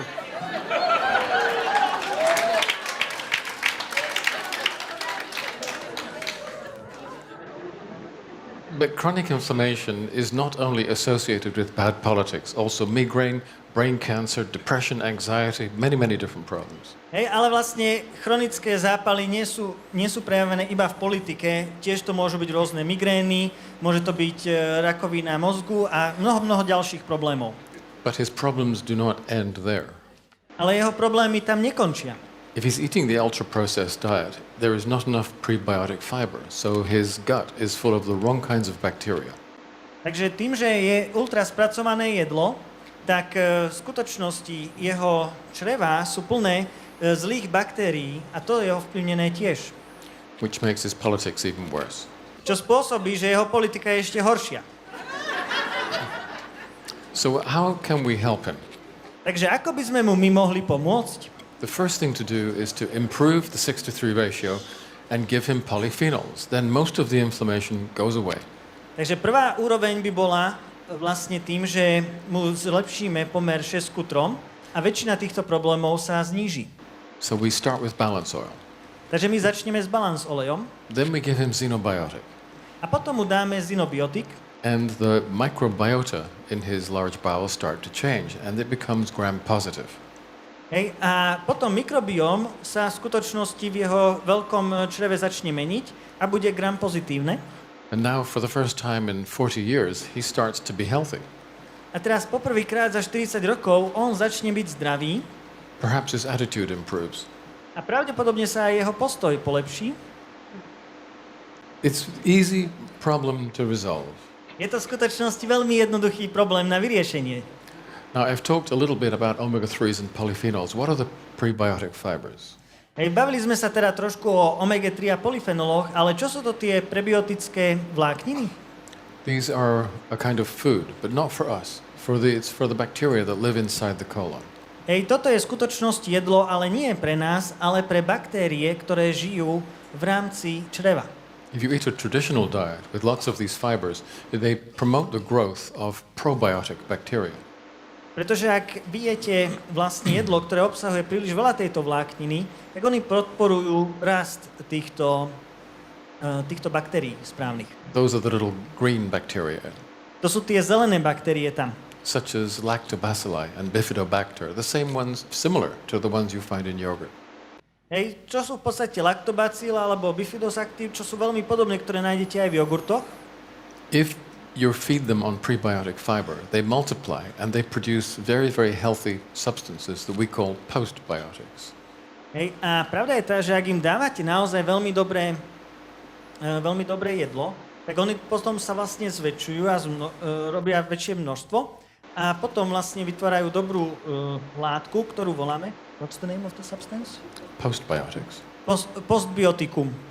One of these is called butyrate. A jeden z nich sa volá butyrate. Ako? Utyrát. Utyrát sa to volá. This is a powerful anti-inflammatory. A toto je vlastne veľmi silný protizápalová látka And it's really, really good at killing cancer cells.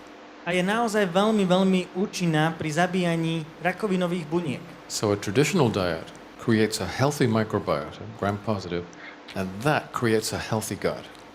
Čiže vlastne tá tradičná dieta alebo výživa vytvára vlastne to, že tá výživa je gram pozitívna a to vytvára zdravé čreva. The modern diet has taken those prebiotic fibers away. Ale tá moderná dieta v skutočnosti odstraňuje tú prebiotickú vlákninu.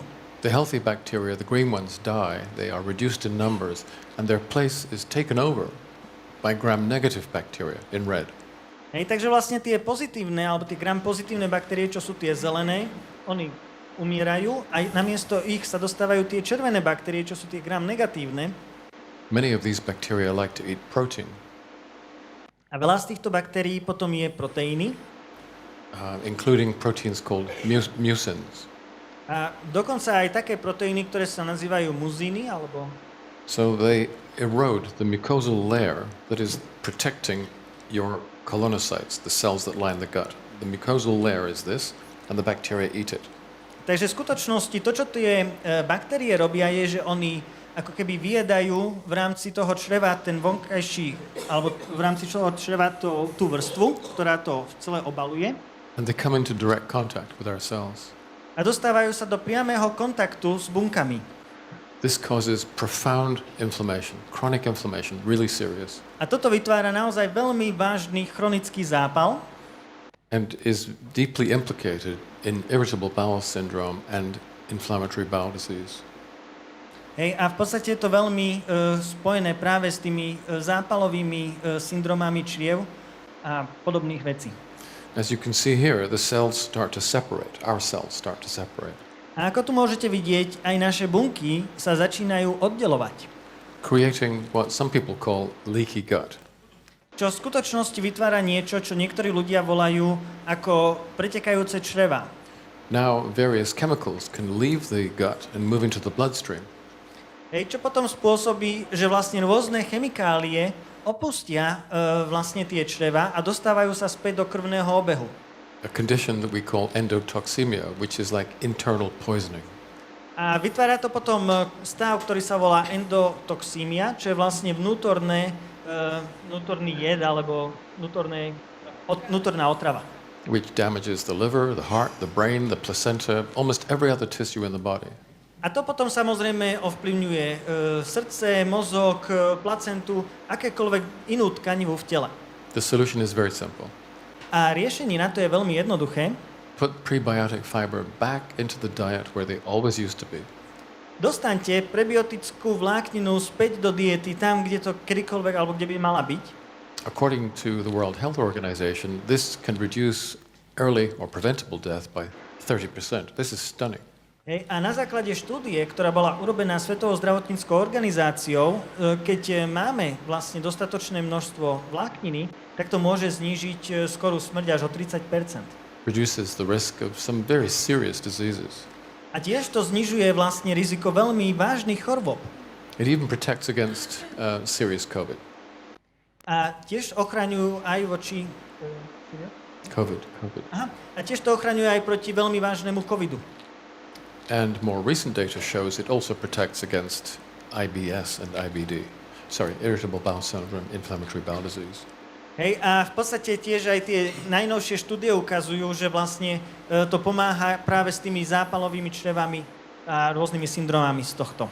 So what are these fibers? Any chemist here will know that they're carbohydrates. Hej, v zásade, že aké sú to tie vlákniny a každý chemik, ktorý je tu, bude vedieť, že sú to v zásade uhlovodíky alebo karbohydráty. But they're not digestible. We cannot digest them. Ale tieto nie sú stráviteľné, my ich nevieme stráviť. So they pass through the small intestine intact and arrive in the large intestine. Takže oni vlastne prejdú cez malé črevo, nedotknuté, a dostanú sa až do hrubého čreva. We use a mixture which has been very carefully calculated. A my používame určitú zmiešaninu, ktorá je veľmi dobre vyrátaná. This is a very small fiber, and because it's very small, the bacteria eat it very quickly. A toto je veľmi malé množstvo vlákniny. A keďže je malé, tak tie baktérie to zjedia veľmi rýchlo. We use larger amounts of inulin, which is a similar molecule but longer, so the reaction with bacteria is slower. A my potom používame väčšie množstva inulínu, čo je vlastne ďalšia vlastne zložka, čo spôsobí, že tie baktérie to zjedia pomalšie. We add larger amounts of 1,3,1,4-beta-glucans from oats. A potom pridávame väčšie množstvo 1,3 a 1,4 beta-glukánov z ovusu. Again, it's a larger molecule, and so the bacterial reaction is slower again. A zase je to väčšia molekula, takže celková tá bakteriálna reakcia je pomalšia. Finally, we add larger amounts again of resistant starch. A potom tam vlastne pridávame ešte tzv. Rezistentný škrob. This comes from sources such as green banana. To pochádza napríklad ako zo zelených banánov. This is a much larger, more complicated molecule, so now the reaction with the bacteria in your gut is very, very slow. Hej, a toto je zase o mnoho väčšia molekula a tým pádom celková tá reakcia tých baktérií je o mnoho pomalšia. And you need all of these different fibers in the right proportion because when the mixture enters the large bowel, everything is moving. A pravda je tá, že vy potrebujete správne poradie týchto vecí v správnom pomere, pretože keď táto zmiešanina sa dostane do veľkého čreva alebo do hrubého čreva, tak tam sa to vlastne všetko hýbe. So the small molecules, which react quickly, start to change the balance of microbes in the first part of the gut. Takže vlastne tie malé molekuly, ktoré sme tam dali, oni začnú meniť rovnováhu v tom čreve na začiatku. Then the inulin takes over. Potom to prevezme tú štafetu inulín. The 1,3,1,4-beta-glucans, which are larger molecules, take third place. A potom tú tretiu časť zoberú 1,3,1,4 beta-glukány, čo je zase väčšia časť. And finally, the resistant starch completes the process so that now the entire colon is protected. A potom vlastne ten rezistentný škrob urobí ten finálnu zložku, čo spôsobí, že vlastne celé to črevo je ochránené. We used to eat, in the vestigial groups, there's good evidence for this, we used to eat about 100 to 150 grams of prebiotic fiber a day, a lot. A vlastne v tých skupinách, kde sa dožívajú tých veľa rokov, tak sme zvykli dávať okolo 15 gramov celkovej vlákniny.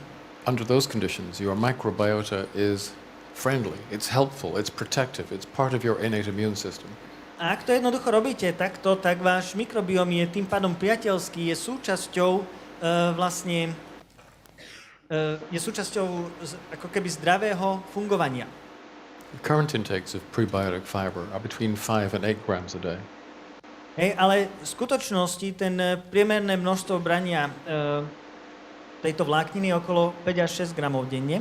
You now contain a microbial population which is extremely hostile. A teraz v tejto chvíli máte vlastne mikrobióm, ktorý je veľmi nepriateľský. The WHO, this is made by good scientists. I don't trust the World Health Organization politically, but some of their science is still good. Hej, a musíte vedieť, že ja osobne neverím Svetovej zdravotníckej organizácii politicky, ale potrebujete veriť, že určití tam vedci sú naozaj veľmi dobrí. Their data suggest that we should be eating a minimum of 7 grams a day of prebiotic fiber. A oni v skutočnosti navrhovali to, že by sme mali jesť minimálne 7 gramov prebiotickej vlákniny denne. That is exactly what Xenobiotic provides. A to je v skutočnosti presne to, čo Xenobiotik podporuje. So we now have the antidotes to the main drivers of disease. Takže v skutočnosti teraz my máme protilátku na tie hlavné vodiče choroby. And they are the products that some of you are familiar with. A toto sú v skutočnosti produkty, ktorých vy z vás ste možno niektorí oboznámení. They're designed very specifically as antidotes. A oni boli v skutočnosti vytvorené ako protilátky. And the way I look at this is that I consider that this is almost the equivalent of a blue zone traditional diet. A v skutočnosti ten spôsob, ako sa ja na to pozerám, je, že v skutočnosti toto je ekvivalent tradičnej výživy v modrej zóne. By using this approach, you become your own blue zone. Pretože ak budete dodržiavať tento prístup, Vy si vytvoríte vašu vlastnú modrú zónu. at least in nutritional terms. Minimálne z hľadiska výživy. There is a hack for the glycemic mismatch as well.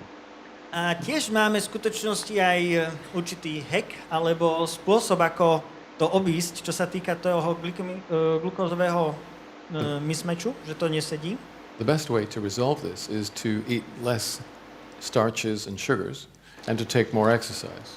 A ten najlepší spôsob, ako to zvládnuť, je, že budeme jesť menej škrobu a cukrov a začať viacej cvičiť. But if you can't do that, or if you won't do that, we actually do know of some exercise mimetics. A v skutočnosti vec je tá, že ak to napríklad aj nemôžete urobiť, alebo to nerobíte, tak v tejto chvíli my vieme, že sú určité látky, ktoré ako keby pomáhali tomu cvičeniu, Which trick your body into thinking that it is taking exercise. ktoré spôsobia to, že vaše telo si bude myslieť, že vy cvičíte. One of those compounds is a drug called metformin. A jedna z týchto zlúčenín je vlastne liek alebo droga, ktorá sa volá Metformin, metformin, which was actually originally extracted from the plant Galega officinalis, ktorá vlastne pozostávala z rastliny Elega officinalis. French lilac. Teraz by som potreboval tú pomoc. Z rastliny. It's such a good compound that it has been made into a licensed medication. Je to vlastne naozaj tak dobrá zlúčenina, že sa to vlastne dalo získať licenciu, že je to lekárske. But since then we have discovered 5, maybe 6 other natural compounds that have the same effect. Ale odtedy sme v skutočnosti našli ďalších 5 alebo 6 zlúčenín, ktoré vlastne majú podobné alebo lepšie výsledky. So when you eat these plants or take an extract, it is like eating exercise in a pill. Takže v skutočnosti, ak vy jete tieto rastliny alebo beriete ich extrakty, tak telo si myslí, že vy cvičíte, ale v skutočnosti nerobíte nič. I hope none of you take this. Ja dúfam, že nikto z vás to neberie. You should all be taking more exercise. Hej, mali by ste viacej cvičiť. Because taking a pill will not reproduce the wind in your hair. It won't replace the healthy feeling of tired muscles. Hej, pretože v skutočnosti zobrať si tabletku to nespôsobí ten vietor vo vašich vlasoch alebo ten pocit, že máte unavené svaly. Even although it reproduces many of the metabolic benefits. Aj keď to samozrejme môže spôsobovať nejaké tie výhody z hľadiska toho ako keby cvičenia. What we do is not really nutrition. It's not ordinary nutrition. It's evidence-based nutrition. A v skutočnosti to, čo my robíme, nie je úplne výživa, ale je to vlastne výživa založená na dôkazoch. If someone doesn't have chronic inflammation, they don't need balance oil. Hej, ak náhodou niekto nemá chronický zápal, tak oni nepotrebujú balance oil. I don't think we should be selling products to people who don't need them. Hej, a osobne si nemyslím, že by sme mali predávať produkty ľuďom, ktorí ich nepotrebujú. So the best way to start is by using the balance test. It's a blood test used by many medical authorities all over the world. Takže v skutočnosti ten najlepší spôsob, ako začať, je, že urobíme balance test, pretože je to vlastne test, ktorý sa robí bežne na základe rôznych autorít z hľadiska lekárstva. It just takes 4 drops of blood. A vyžaduje si to len 4 kvapky krvi. You can do it at home. A môžete si to urobiť doma. And then you can find out for yourself whether you have a healthy ratio or an unhealthy one. A potom môžete zistiť vy sami pre seba, či máte zdravý pomer alebo nezdravý pomer. If you have a healthy one, congratulations. Ak máte zdravý pomer, gratulácia. See you later. A vidíme sa neskôr. But if you have an unhealthy ratio, then you can use balance oil to bring the ratio back to normal.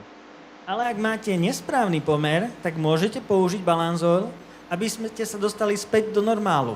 And what we see that when you do that is the inflammation symptoms start to get less and less and less, and then they disappear.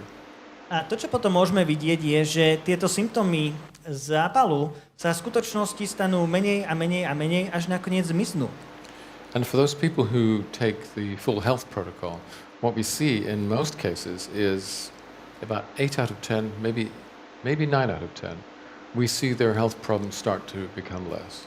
A to, čo v skutočnosti vidíme ohľadom ľudí, hlavne u tých, ktorí berú celý protokol zdravia, tak zhruba 8 z 10, alebo možno až 9 z 10 ich zdravotné ťažkosti sa o mnoho znížia. And after that, again, a very large number of them become pharmaceutically independent. A znovu veľmi veľké množstvo ľudí sa stane farmaceuticky nezávislý. This is why the pharmaceutical industry hates us so much. A toto je v skutočnosti ten dôvod, prečo nás farmaceutický priemysel tak nenávidí, Because we're taking away their customer base. lebo im v skutočnosti berieme zákaznícku základňu. So when I talked about the collapse of the pharmaceutical industry to begin with, we now have something that can replace a large part of it. Not all of it, but a large part. Takže ak som sa na začiatku bavil o tom, že by ten lekársky priemysel skolaboval, tak teraz máme niečo, čo môže prevziať veľkú časť tohto farmaceutického priemyslu.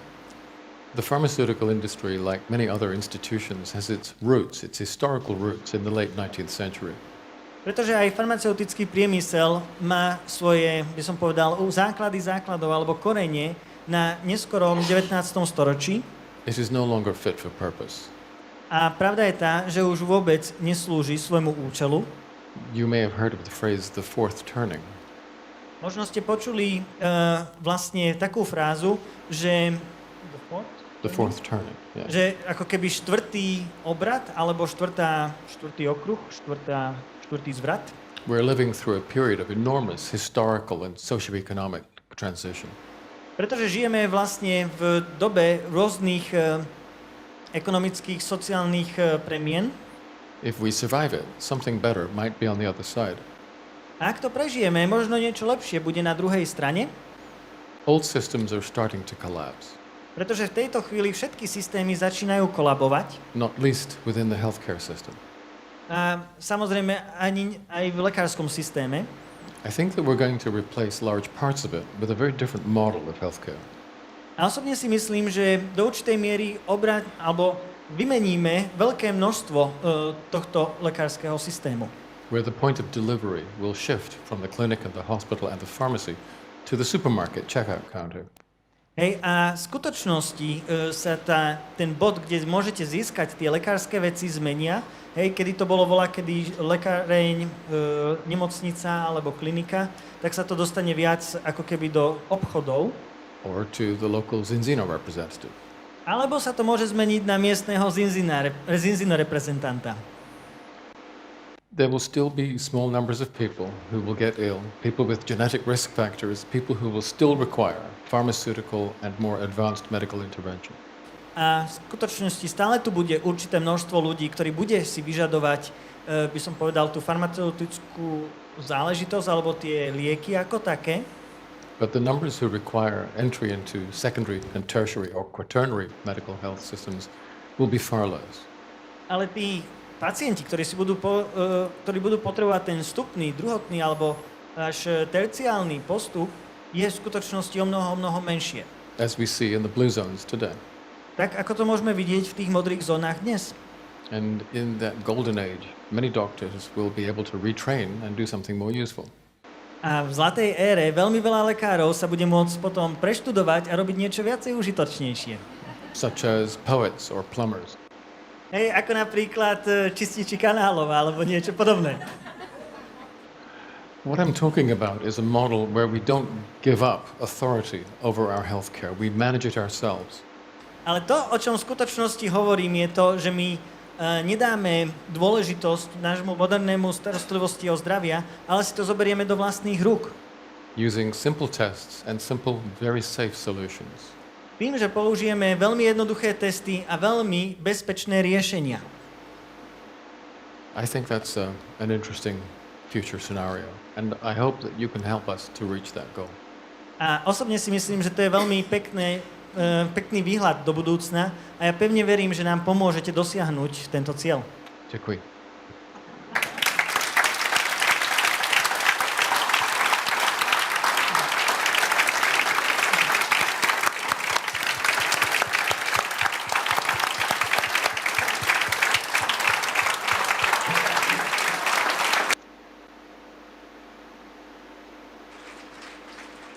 Raz, dva.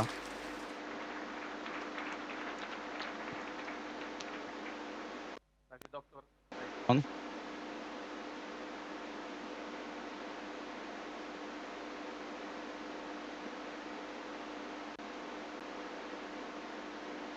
Raz, dva, raz, dva. Takže doktor Clayton, veľmi, veľmi pekne ti... Aha, na kameru musím ísť. OK. Takže Paul, veľmi pekne ďakujeme, že si bol medzi nami opäť, again. A Zapnite mikrofón. Am I on? A nevieme sa dostatočne poďakovať, že sem chodí do Brna takto často medzi nás, aby nás školil, aby nám povedal tie krásne informácie, fantastické, dôležité, ktoré sú blízke nášmu srdcu a na základe ktorých my vieme postupovať v našom živote a vieme dať odkaz všetkým tým ľuďom, ktorí sú okolo nás. A ďakujem všetkým vám, ktorí ste tu. Je nás tu okolo 400 a 216 bolo najviac, čo sa pozeralo na živom vysielaní, okrem toho, čo sme tu. Takže to je obrovská vec a vlastne to je len kvôli tebe, Paul. Ďakujeme veľmi pekne ešte raz. Príjmi od nás tento maličký darček. A veríme, že budeš s nami opäť na budúci rok.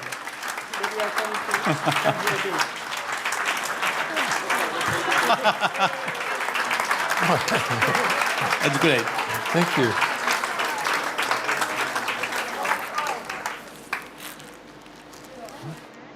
To je zdravé ináč.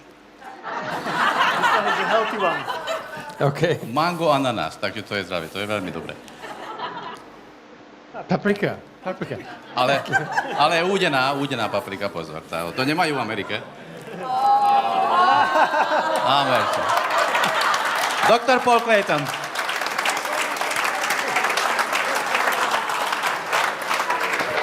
Thank you very much. Ďakujeme Máriovi za jeho fantastický preklad.